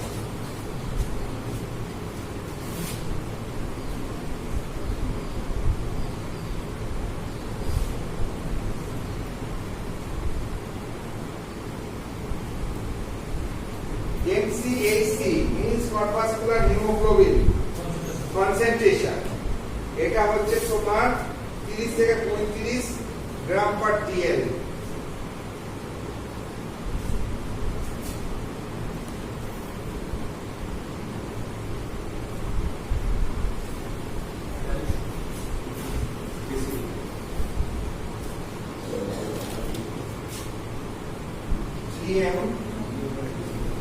পার DL, DL মানে হচ্ছে 100 ml, ডেসিলিটার মানে 100 ml। কেউ DL বলে, কেউ 100 ml বলে, ঠিক আছে? আর একটা হলো PCV। PCVটা আগের দিন আমি বলেছি, প্যাক সেল কলম বলেছিলাম। একটা টেস্ট টিউবের মধ্যে ব্লাডকে নিয়ে সেন্ট্রিফিউজ মেশিনে ঘুরিয়ে স্ট্যান্ড করে দিলে পরে দেখা যাবে নিচে ব্লাড সেল গুলো পড়ে গেছে। আমরা যে কম্পোজিশন করছিলাম না, তখনই সেটা বলেছি। আর উপরে স্বচ্ছ একটা লিকুইড সিরাম জমে আছে। এখানে দেখা যাবে এটা 55 ভাগ আর এটা 45 ভাগ। তাহলে বিসিডি কত, 45%। 45% হবে পিসিবি। এবার এটা 40 থেকে 48 থাকতে পারে। আমরা আপনি বলছেন সেডিমেন্টেশন রেট, না, সেডিমেন্টেশন রেট হচ্ছে ইএসআর। যেটা আপনি বললেন যখন আমি সেন্ট্রিফিউগাল মেশিনে দেবো, দেওয়ার পর উপরে সিরাম থাকবে 55, নিচে যে সেডিমেন্ট থাকবে সেটাই তো রেসিডি। আমি জানতে চাইছি ওটা হচ্ছে সেলুলার ভলিউম। হ্যাঁ, সেডিমেন্ট ওই যা সেলগুলো ভারী তো নিচে সেটেল ডাউনে নিচে নেমে যায়, সিঁড়ি হয়ে থাকে। তলাতে ভলিউমটা থাকছে, যতটা আয়তন দাঁড়াচ্ছে সেটাই হচ্ছে সেল ভলিউম। তার মানে রক্তে মেন তো আমি বলেছিলাম কম্পোজিশনে প্রথমে দুটো ভাগ করতে, একটা হচ্ছে সেল ভলিউম আর একটা হচ্ছে প্লাজমা ভলিউম। উপরেরটা হচ্ছে প্লাজমা ভলিউম 55 ভাগ, সেল ভলিউম হচ্ছে 45 ভাগ, টোটাল 100 ভাগ হয়ে যাবে। তাহলে 100 ভাগ ব্লাডের মধ্যে 55 ভাগ প্লাজমা আছে আর 45 ভাগ হচ্ছে সেল আছে। সেলগুলোকে অ্যানালিসিস করতে গিয়ে আমরা কি দেখলাম না 3 প্রকারের সেল আছে, ডব্লিউবিসি, আরবিসি, রেড। আবার ডব্লিউবিসি গুলোর অ্যানালিসিস করতে গিয়ে দেখলাম সেখানে আরো 5 ধরনের সেল আছে, তাই তো? লিউকোসাইট, ডব্লিউবিসি কে লিউকোসাইট বলে, neutrophil, eosinophil, basophil, monocyte, leukocyte আর মনোসাইট। এটাকে আমরা আরো দুটো ভাগে করেছিলাম, যে এদের যে আরবিসি সাইটোপ্লাজমে গ্যানিউল আছে তাদের হচ্ছে গ্যানিউলোসাইট, আর যাদের সাইটোপ্লাজমে গ্যানিউল নেই তাদের এক গ্যানিউলোসাইট। এক গ্যানিউলোসাইট দু প্রকার, লিম্ফোসাইট আর মনোসাইট। আর গ্যানিউলোসাইট হচ্ছে 3 প্রকার, ইওসিনোফিল যে গ্যানিউলগুলো অ্যাসিডের দ্বারা রঞ্জিত হয়, আর বেসোফিল যাদের ক্ষারকীয় মানে এজেন্ট দ্বারা রঙিন হয়, আর যারা কিছুতেই রঙিন হয় না, দ্যাট ইজ নিউট্রোফিল। তার নিউট্রোফিল, ইওসিনোফিল আর বেসোফিল গ্যানিউল যারা আছে তাদেরকে 3টে ভাগে এরকম ভাগ করি according to their staining property. গ্যানিউলগুলোর আবার স্টেনিং প্রপার্টি অনুযায়ী গ্যানিউলগুলো বিভিন্ন স্টেনে রঞ্জিত হয়। কেউ অ্যাসিডিক স্টেনে রঞ্জিত হয়, কেউ বেসিক স্টেনে রঞ্জিত হয়, আবার কেউ রঞ্জিতই হয় না, অ্যাসিডও নেয় না, বেসও নেয় না। যারা অ্যাসিড নেয় না, বেস নেয় না, দ্যাট ইজ নিউট্রোফিল, যাদের সংখ্যা সবচেয়ে বেশি, প্রায় 60 থেকে 70% হচ্ছে নিউট্রোফিল। আর আছে লিম্ফোসাইট 20 থেকে 30, এরা দুজনেই মেরে দিল। আর বাকি ছাড়া আছে 5 to 10% মনোসাইট, বেসোফিল আছে সবচেয়ে কম 0 to 1%, আর ইওসিনোফিল আছে 1 to 5%। তো এই লিম্ফোসাইটের স্টেনটা কি মানে এটা হচ্ছে বেসটা হচ্ছে নিউট্রাল, কার লিম্ফোসাইটের বেসটা নিউট্রাল বেস না, ওটা তো গ্যানুয়ালি নেই, বেসি নেই। এন্ড আবার গ্যানুলোসাইট তার ওটা স্টেনিং দেয়।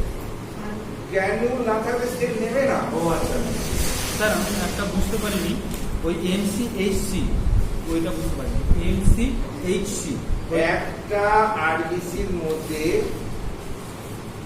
হিমোগ্লোবিন আছে কতটা, সেটা হচ্ছে এফসিএইচ। হ্যাঁ সেটা বুঝলাম। এবার এই হিমোগ্লোবিনের কনসেন্ট্রেশন কতটা আছে সেইটা জানাচ্ছে এফসিএইচসি, মিন্স কর্পাসকুলার হিমোগ্লোবিন কনসেন্ট্রেশন, কতটা ঘনত্ব, আচ্ছা, ওর মধ্যে কতটা ঘনত্বে আছে, ডেনসিটিটা। ডেনসিটি কতটা আছে। আজকে এইসব করতে গিয়ে সব সময় চলে গেল।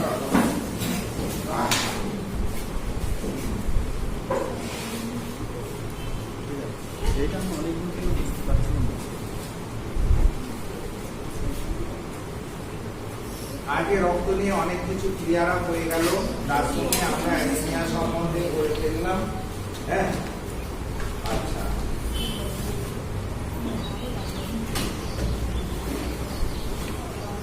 আগের দিন প্যারাসিটামল করেছিলাম, আজকে মেডিসিনটা লিখে কাজ করে। কালটা পেন বার করো, লেখো।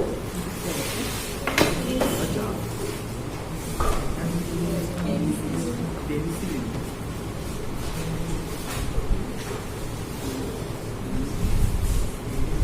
হ্যাঁ পেনিসিলিন। আলেকজান্ডার ফ্লেমিং একজন বিজ্ঞানী, যিনি পেনিসিলিয়াম নোটেটাম নামক ছত্রাক থেকে পেনিসিলিন প্রথম আবিষ্কার করেন। ফার্স্ট লাইন লিখালো দাদা, একটা জোরে জোরে বলবো, আস্তে আস্তে সময় নেই। আলেকজান্ডার ফ্লেমিং পেনিসিলিয়াম নোটেটাম নামক ছত্রাক থেকে পেনিসিলিন প্রথম আবিষ্কার। নোটেটাম একটা 6 এর ছেলেকে ধরলে বলে দেবে এখন সব ক্রনিকাল বই দিতে দিচ্ছে, এখন 5, 6 এর ক্রনিকাল বই দিতে দিচ্ছে, ক্লাস 10 তো দূরের কথা। একটা 5 এর ছাত্রীকে যদি জিজ্ঞেস করি ছাত্রকে যে পেনিসিলিন কি আবিষ্কার করেছিল রে, বলে দেবে আলেকজান্ডার ফ্লেমিং। ঠিক আছে? আচ্ছা, বর্তমানে পেনিসিলিন একটা বড় গোষ্ঠীভুক্ত ঔষধ, যাহা বিভিন্ন প্রকার ব্যাকটেরিয়াকে ধ্বংস করতে পারে। বিভিন্ন প্রকার গ্রাম পজিটিভ এবং গ্রাম নেগেটিভ ব্যাকটেরিয়া।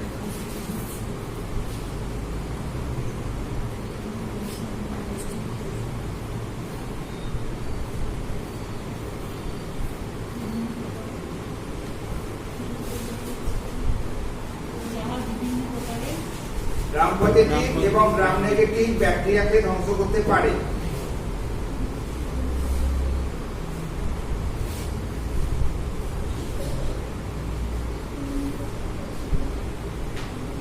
এই গোষ্ঠীর মধ্যে আছে 1 নম্বর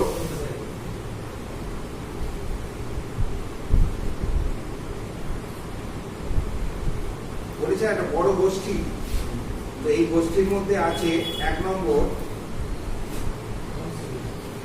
প্রাকৃতিকভাবে উৎপন্ন পেনিসিলিন।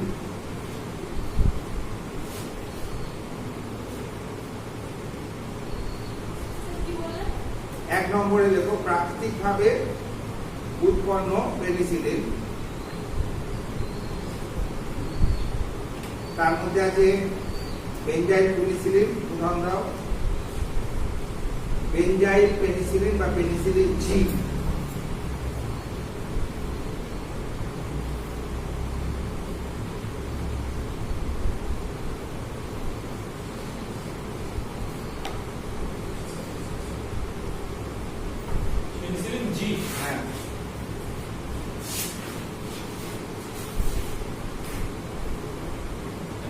তারপর লিখবো procaine penicillin, PROCAINE, procaine penicillin.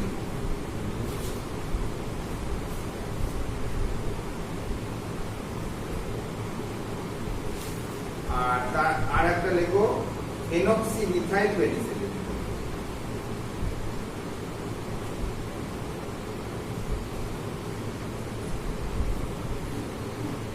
ফেনক্সিমিথাইল penicillin হলো প্রাকৃতিকভাবে উৎপন্ন এরা। 2 নম্বরে লেখো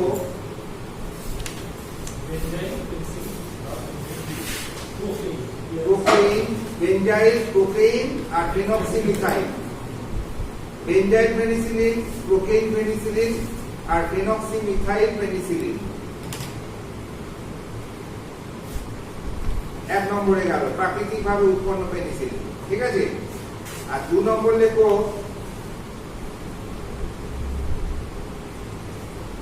penicillinase resistance penicillin. Penicillinase PENICILLINAC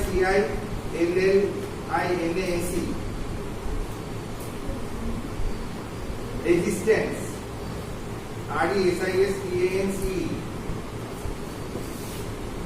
penicillin. Penicillinase resistance penicillin. এর মধ্যে উদাহরণ লেখো পক্সাসিলিন, মেথিসিলিন। উদাহরণ এক্সাম্পল লেখো পক্সাসিলিন, CLOXACELLIN, পক্সাসিলিন আর হচ্ছে মেথিসিলিন। MATHICELLIN।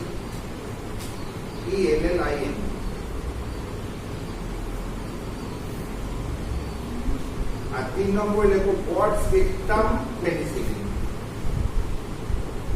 3 নম্বরে লেখো ব্রড স্পেকট্রাম পেনিসিলিন। তাতে উদাহরণ দাও।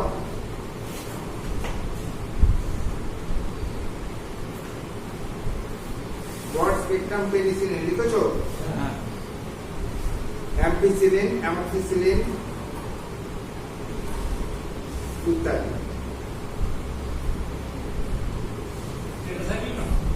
হ্যাঁ, ব্রড স্পেকট্রামের মধ্যে অ্যাম্পিসিলিন, অ্যামোক্সিসিলিন, কার্বিনিসিলিন আরো অনেক আছে, দুটো লিখলেই হবে। অ্যাম্পিসিলিন, অ্যামোক্সিসিলিন লিখেছে।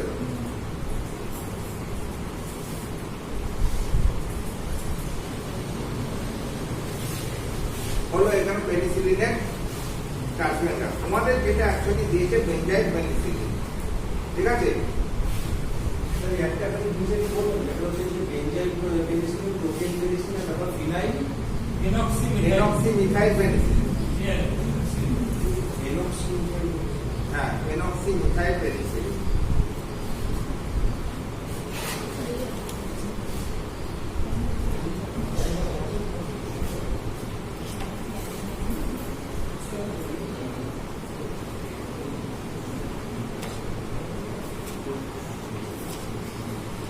বেনজাইল পেনিসিলিন ইনজেকশন ফর্মে পাওয়া যায়, আবার ট্যাবলেট ফর্মেও পাওয়া যায়। ফেনক্সিপেনিসিলিনটা মেইনলি ট্যাবলেট ফর্মে যেগুলো আমরা পাই, 400, 200, 800 ট্যাবলেট ফর্মে পাই তো, সেইগুলো মেইনলি অ্যাকচুয়ালি ফিনক্সি, ওই লাস্টে যেটা বললাম ফিনক্সিমিথাইল পেনিসিলিন। আর ইনজেকশন ফর্মে যেগুলো পাই বেনজাইল পেনিসিলিন জি, সেটাতে দেখবে 6 লাখ, 12 লাখ, 24 লাখ এইরকম পোটেন্সিতে পাওয়া যায়। বুঝতে পেরেছো? তো বেনজাইল পেনিসিলিনটাই তোমাদের মেনলি লিখতে হবে। লেখো বেনজাইল পেনিসিলিন একটি অ্যান্টিবায়োটিক ঔষধ। বেনজাইল পেনিসিলিন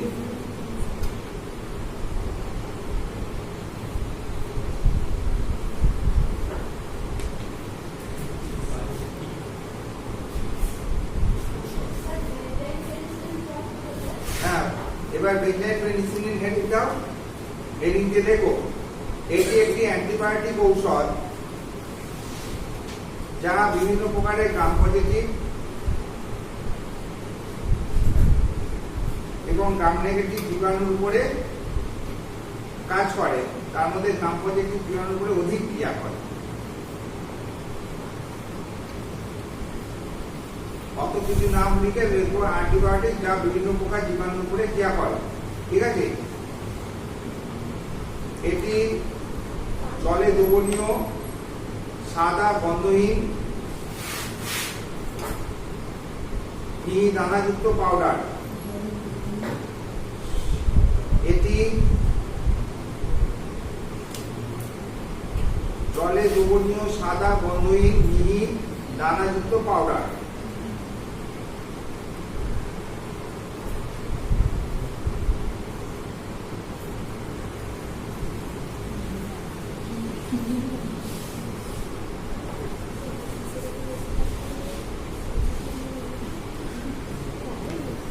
এই ঔষধগুলি জীবাণুদের কোষপ্রাচীরের নিচে যে পেনিসিলিন বাইন্ডিং প্রোটিন আছে তাকে ধ্বংস করে জীবাণুগুলোকে ধ্বংস করে।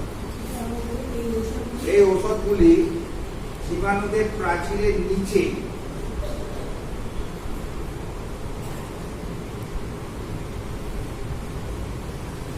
যে পেনিসিলিন বাইন্ডিং প্রোটিন আছে, পিবিপি বলা হয়, পেনিসিলিন বাইন্ডিং প্রোটিন আছে, তাদেরকে বিনষ্ট করে জীবাণুটাকে ধ্বংস করে দেয়।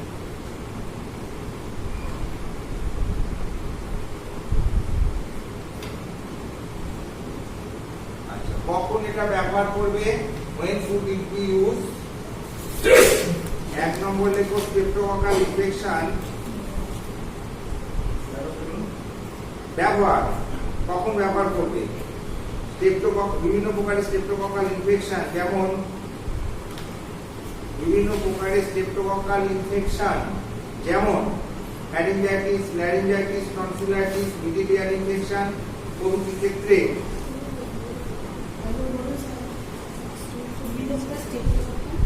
Infection, streptococcal infection. এবার স্ট্রেপ্টোকক্কাল ইনফেকশনের উদাহরণ দিচ্ছি আমি, যেমন ফ্যারিঞ্জাইটিস, ল্যারিঞ্জাইটিস, টনসিলাইটিস, মিডিডিয়াল infection, scarlet fever, rheumatic fever প্রভৃতি ক্ষেত্রে এটি ব্যাখ্যা হয়। হ্যাঁ, রিউম্যাটিক ফিভার একটা স্ট্রেপ্টোকক্কাল ইনফেকশন, স্কারলেট ফিভার একটা স্ট্রেপ্টোকক্কাল ইনফেকশন। সেই জন্য এগুলো যে তোমার যে সবগুলো মনে নেই স্যার রিউমেটিক ফিভারের ক্ষেত্রে এই যে পেনিসিলিনটা কতদিন দিতে হবে স্যার? অনেক, কোনোদিন অন্তত প্রায় তোমার 2 বছর 3 বছর দিয়ে যেতে হবে। দিয়ে যেতে হবে। সেটা রিউম্যাটিক ফিভারের ক্ষেত্রে নয়, রিউম্যাটিক আর্থ্রাইটিস।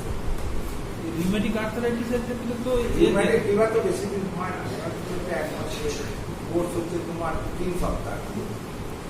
তখন ওটাই এই ফর্মে খাওয়াতে হবে। রিউম্যাটিক ফিভারের সময় তোমার ওই 20-800 দিনে 3টে করে খাওয়াতে হবে 7 দিন, তবে ঠিক হয়ে যাবে।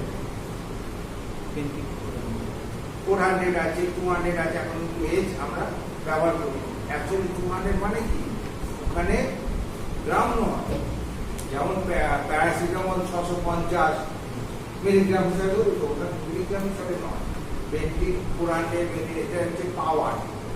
400 মানে ওতে 4 লাখ ইন্টারন্যাশনাল ইউনিট পেনিসিলিন। 200 তে কত আছে, 2 লাখ ইন্টারন্যাশনাল ইউনিট।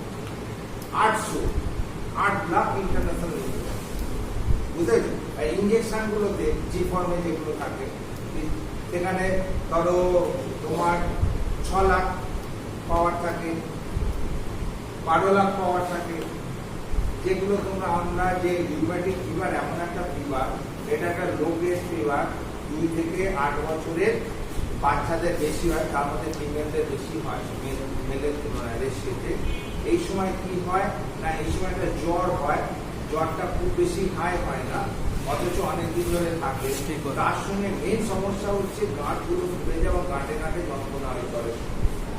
এবং এই জ্বরটা মোটামুটি আমরা 20-21 দিন থাকে, তারপরে এগুলি সাবসাইড করে জ্বর চলে যায়, গাঁটে যন্ত্রণা। কিন্তু যদি চিকিৎসা না করি, তখন ওই যে স্ট্রেপ্টোকক্কাল গুলো বিভিন্ন ভাবে পরবর্তীকালে তোমার সেকেন্ডারি প্রভাবগুলো প্রকাশ করে। তার মধ্যে একটা প্রভাব হচ্ছে রিউম্যাটিক আর্থ্রাইটিস। এইবার এটা ওই সময় হয়ে গেল, কিন্তু ওরা একটা অ্যান্টিবডি তৈরি করে দিল। যেমন আমরা যেটা দেখি, হ্যাঁ কি দেখি বলো, দেখি না আমরা একটা ব্লাডে কি দেখি, ব্লাডের মধ্যে দিয়ে স্যার কোনটা কি কি কি বলুন, হ্যাঁ কি বলুন, রিউম্যাটয়েড আর্থ্রাইটিস, অ্যান্টিসিসিপি, অ্যান্টিসিসিপি, আরে ফ্যাক্টরি তো বলেছে এএসও টাইটাম, এএসও টাইটাস, এএসও টাইটাম। কিন্তু স্যার এখন যেটা এসেছে স্পেসিফিক এর জন্য অ্যান্টিসিসিপিটা টেস্ট করলে আর এই রিউমেটিক আর্থ্রাইটিসটা স্পেসিফিক হয়ে যায়। হ্যাঁ হতে পারে, কিন্তু মেনলি আমরা যেটা মানে জানি আর কি, এএসও টাইটাস তো করতেই হয়। সেটা এই জন্যই বলছি, এটা আমরা কি হচ্ছে অ্যান্টি স্টেপ্টোলাইসিন ও ফ্যাক্টর। অ্যাকচুয়ালি যখন স্টেপ্টোকক্কাল ইনফেকশন হচ্ছে, তখন বডি এর এগেইনস্টে একটা অ্যান্টি স্টেপ্টোলাইসিন ও তৈরি করছে। তার অস্তিত্ব রক্তের মধ্যে আছে কি নেই তার উপরে ডিপেন্ড করে আমরা ওটা ধরি যে ওর ছোটবেলায় রিউম্যাটিক ফিভার হয়েছিল কি হয়। আজকে 18-20 বছর বয়সের মেয়ে, ঠিক 30-35 বছরের কোনো গৃহবধূ, সে হঠাৎ করে হাঁটুর যন্ত্রণা, কোমরের যন্ত্রণা, এখানে যন্ত্রণা অনুভব করছে। এই সময় আমাদের কাছে এলো, আমরা ডক্টররা কি করবো না, আমরা এটাকে আর্থ্রাইটিস হিসাবে বর্ণনা করব। এবার কি ধরনের আর্থ্রাইটিস সেটা দেখার জন্য আমরা তখন কতগুলো টেস্ট লিখে দেব। একটা, এটা রিউম্যাটয়েড আর্থ্রাইটিস হতে পারে, অস্টিও আর্থ্রাইটিস হতে পারে, রিউম্যাটিক আর্থ্রাইটিস হতে পারে, গাউট হতে পারে। তো এই জন্য আমরা কি কি দিই, এসও টাইটারটা দিই, ইউরিক অ্যাসিডটা আছে কিনা দিই, তারপরে আরএস ফ্যাক্টরটা দিই, আরএস ফ্যাক্টরটা দিই। তো এইগুলো দিয়ে আমরা মোটামুটি এক্সরে করতে দিই, ঠিক আছে, করতে দিয়ে একটা রিপোর্ট পাই, সেখান থেকে আমরা একটা ডিসিশনে আসি যে এর রিউম্যাটয়েড আর্থ্রাইটিস হয়েছে, কি এর রিউম্যাটিক আর্থ্রাইটিস হয়েছে, কি এর গাউট হয়েছে, কি এর অস্টিও আর্থ্রাইটিস হয়েছে, তাই না? তো এটা যে বেসিক। এছাড়াও অনেক আর্থ্রাইটিস হতে পারে বিভিন্ন রোগে, যেমন হচ্ছে তোমার সিফিলিসে আর্থ্রাইটিস হতে পারে, তারপরে গনোরিয়াতে আর্থ্রাইটিস হতে পারে, বিভিন্ন প্রকার আরো অনেক ভারী ভারী তোমার মেটাবলিক ডিসঅর্ডার আছে যেখানে এরকম আর্থ্রাইটিস দেখা দিতে পারে। হার্টের যে ভালভের মধ্যে যে জিগজ্যাগ গুলো থাকে, সেই জিগজ্যাগ গুলো নষ্ট হয়ে যায়। আর রিউমেটিক ফিভার, হ্যাঁ, যেটা রিউমেটিক ফিভারে হয়। হ্যাঁ, এবার রিউমেটিক আর্থ্রাইটিসটা তো আর রিউমেটিক আর্থ্রাইটিস যেটা হচ্ছে, যেটা বাদ বলছি আমরা, সেটা তো আর ওই সময় হচ্ছে না। ওই সময় তার একটা টেম্পোরারি আর্থ্রাইটিস হচ্ছে এবং সেটা 1 মাসের মধ্যে রিপ্লেস করে যাচ্ছে। ওষুধ খাও চাই না খাও, ওষুধ খেলে কি হবে, পরবর্তী ফার্দার ওই সময় যদি প্রপার ডায়াগনোসিস হয়, প্রপার যদি পেনিসিলিন দিয়ে চিকিৎসা হয়, তবে ভবিষ্যতে এই জিনিসগুলো হবে না, হবে না। কিন্তু আমরা তো অনেক জানতে পারি না, পেশেন্ট পার্টিও সেইভাবে প্রসেস হয় না। তার ফলে কি হয়, ওটা যেহেতু আমরা ভালো হয়ে যায়, ভাবলো ভালো হয়ে যায়, কিন্তু ওই যে পরবর্তীকালে ভেতরে ভেতরে তোমার আর্থ্রাইটিস করবে, বা শুধু আর্থ্রাইটিস নয়, বা হার্টের প্রবলেম করবে, মায়োকার্ডিয়াল ভালভুলার ডিসঅর্ডার পাঠাবে। হ্যাঁ, তো এগুলো তো কেউ জানে না তখন, কোনো পরবর্তীকালে করবে, ওটার জন্য প্রপার চিকিৎসা না হওয়ার জন্য করবে। রিউম্যাটিক হার্ট ডিজিজ একটা মেজর ডিজিজ, হার্ট ডিজিজের একটা মেজর সেক্টর হচ্ছে রিউম্যাটিক হার্ট ডিজিজ, যেটা রিউম্যাটিক ইনফেকশন থেকে বাঁচে। আমাদের এই রিউমেটিক ফিভারটা একটু ভালো করে বুঝিয়ে দেবেন, ওটাকে আমরা কিভাবে করতে পারি, মানে ডিজিজটাকে ঠিক করতে পারি। হ্যাঁ, আর ওটার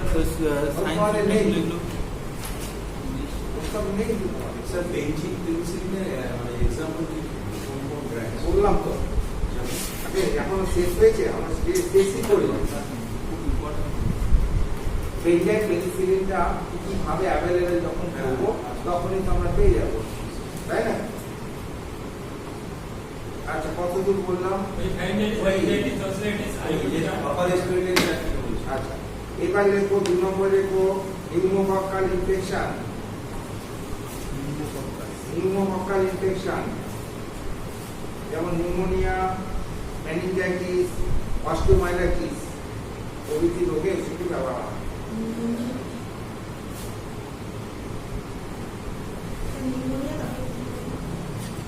মেনিনজাইটিস, অস্টিওমাইলাইটিস এগুলো নিউমোকক্কাল ইনফেকশনের দ্বারা এই সমস্ত রোগগুলো হয়, তখন এই ওষুধটি ব্যবহার হয়।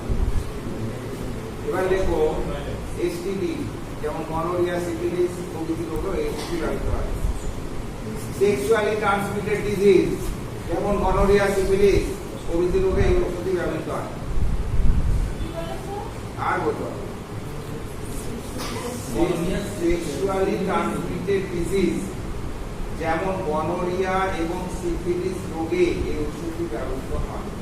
তোমায় বলেছে যে কোন কোন ক্ষেত্রে তুমি পেনিসিলিন ব্যবহার করবে। হ্যাঁ, 1 নম্বরে লিখবে স্ট্রেপ্টোকক্কাল ইনফেকশন, 2 নম্বরে লিখবে নিউমোকক্কাল ইনফেকশন, 3 নম্বর লিখবে সেক্সুয়ালি ট্রান্সমিটেড ডিজিজ। তার মধ্যে কতগুলো উদাহরণ দেবে সেটা তোমার কাছে, ঠিক আছে? এসটি প্রচুরে শুধু গনোরিয়া, সিফিলিস দিকে ছেড়ে দেবে। এইবার লেখো ডিপথেরিয়া, টিটেনাস, গ্যাস গ্যাংগ্রিন প্রভৃতি ক্ষেত্রে এসটি ব্যবহৃত হয়।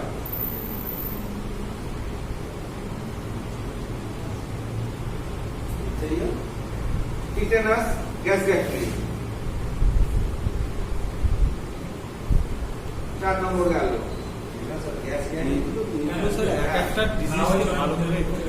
এইবার আগে লেখো, আমি অন্যদিকে চালিত করো না, পাচ্ছি না, সাইন পাবো না। 5 নম্বরে লেখো রিউমেটিক আর্থ্রাইটিসের ক্ষেত্রেও এই ওষুধটি ব্যবহৃত হয়।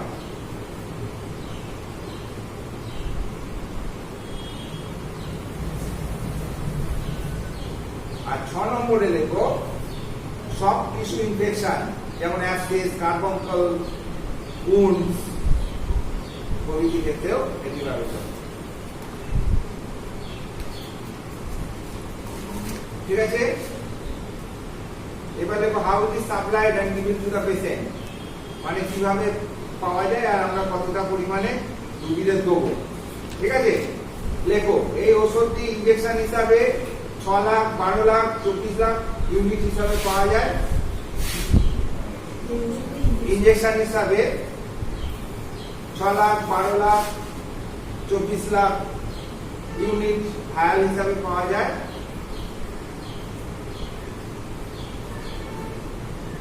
আর ট্যাবলেট হিসাবে পাওয়া যায় 200, 400, 800 পাওয়ারের ট্যাবলেট পাওয়া যায়। 800।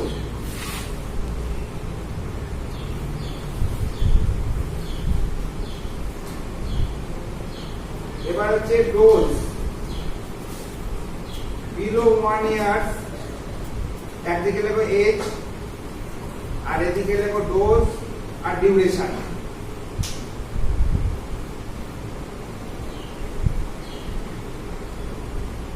লেখো বিলো 1 ইয়ার 1 লাখ আয়ু, দিনে 2 বার করে 7 দিন, BD into 7 days।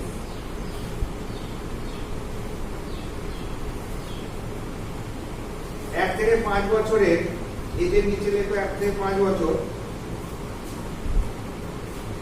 2 থেকে 3 লাখ আইইউ, দিনে 2 বার into 7 দিন, BD into 7 days। 1 থেকে 5 বছর, 2 থেকে 3 lakh international unit, BDPC, BD into 7 days। BDPC না বিডিএসি? এগুলো পিসিএসসি ম্যাটার করে না, মেইনলি এসিতেই ভালো কাজ হয়। বেশিতেই ভালো কাজ করে।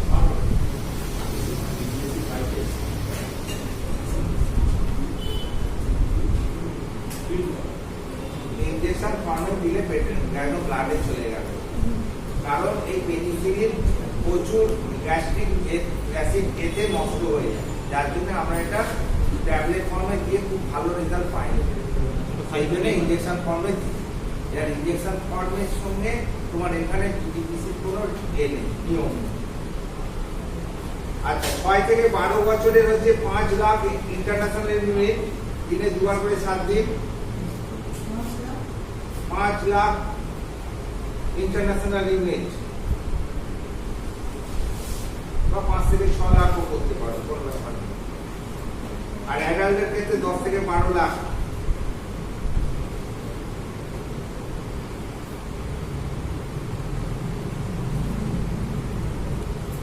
BD into 7 days। হ্যাঁ,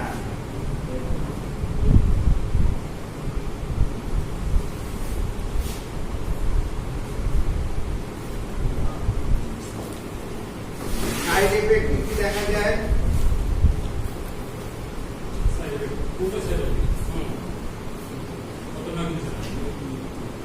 ইনজেকশন দেওয়ার স্থানে যন্ত্রণা হতে পারে, আর মুখে খাওয়ানোর ক্ষেত্রে nausea, vomiting, mental confusion, convulsion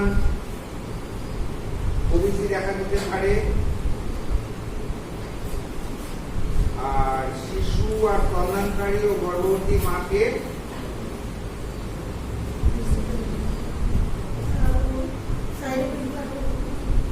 injection ফর্মে যদি দিই, ইনজেকশনের জায়গা ফুলে যেতে পারে, যন্ত্রণা হতে পারে। আর ওরালের ক্ষেত্রে বমি ভাব, বমি, মেন্টাল কনফিউশন, কনভালশন প্রভৃতি দেখা দিতে পারে। আর যদি হাইপার সেন্সিটিভিটি থাকে তো অ্যালার্জিক রিয়াকশন দেখা দিতে পারে।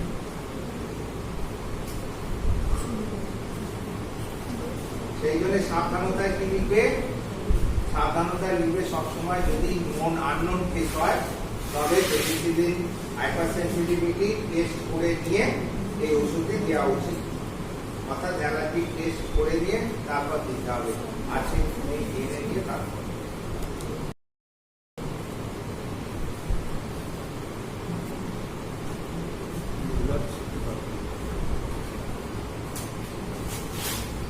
না এই বইটা কার নিয়ে যাও। আর কোনো কোশ্চেন করবে না, আবার নেক্সট দিন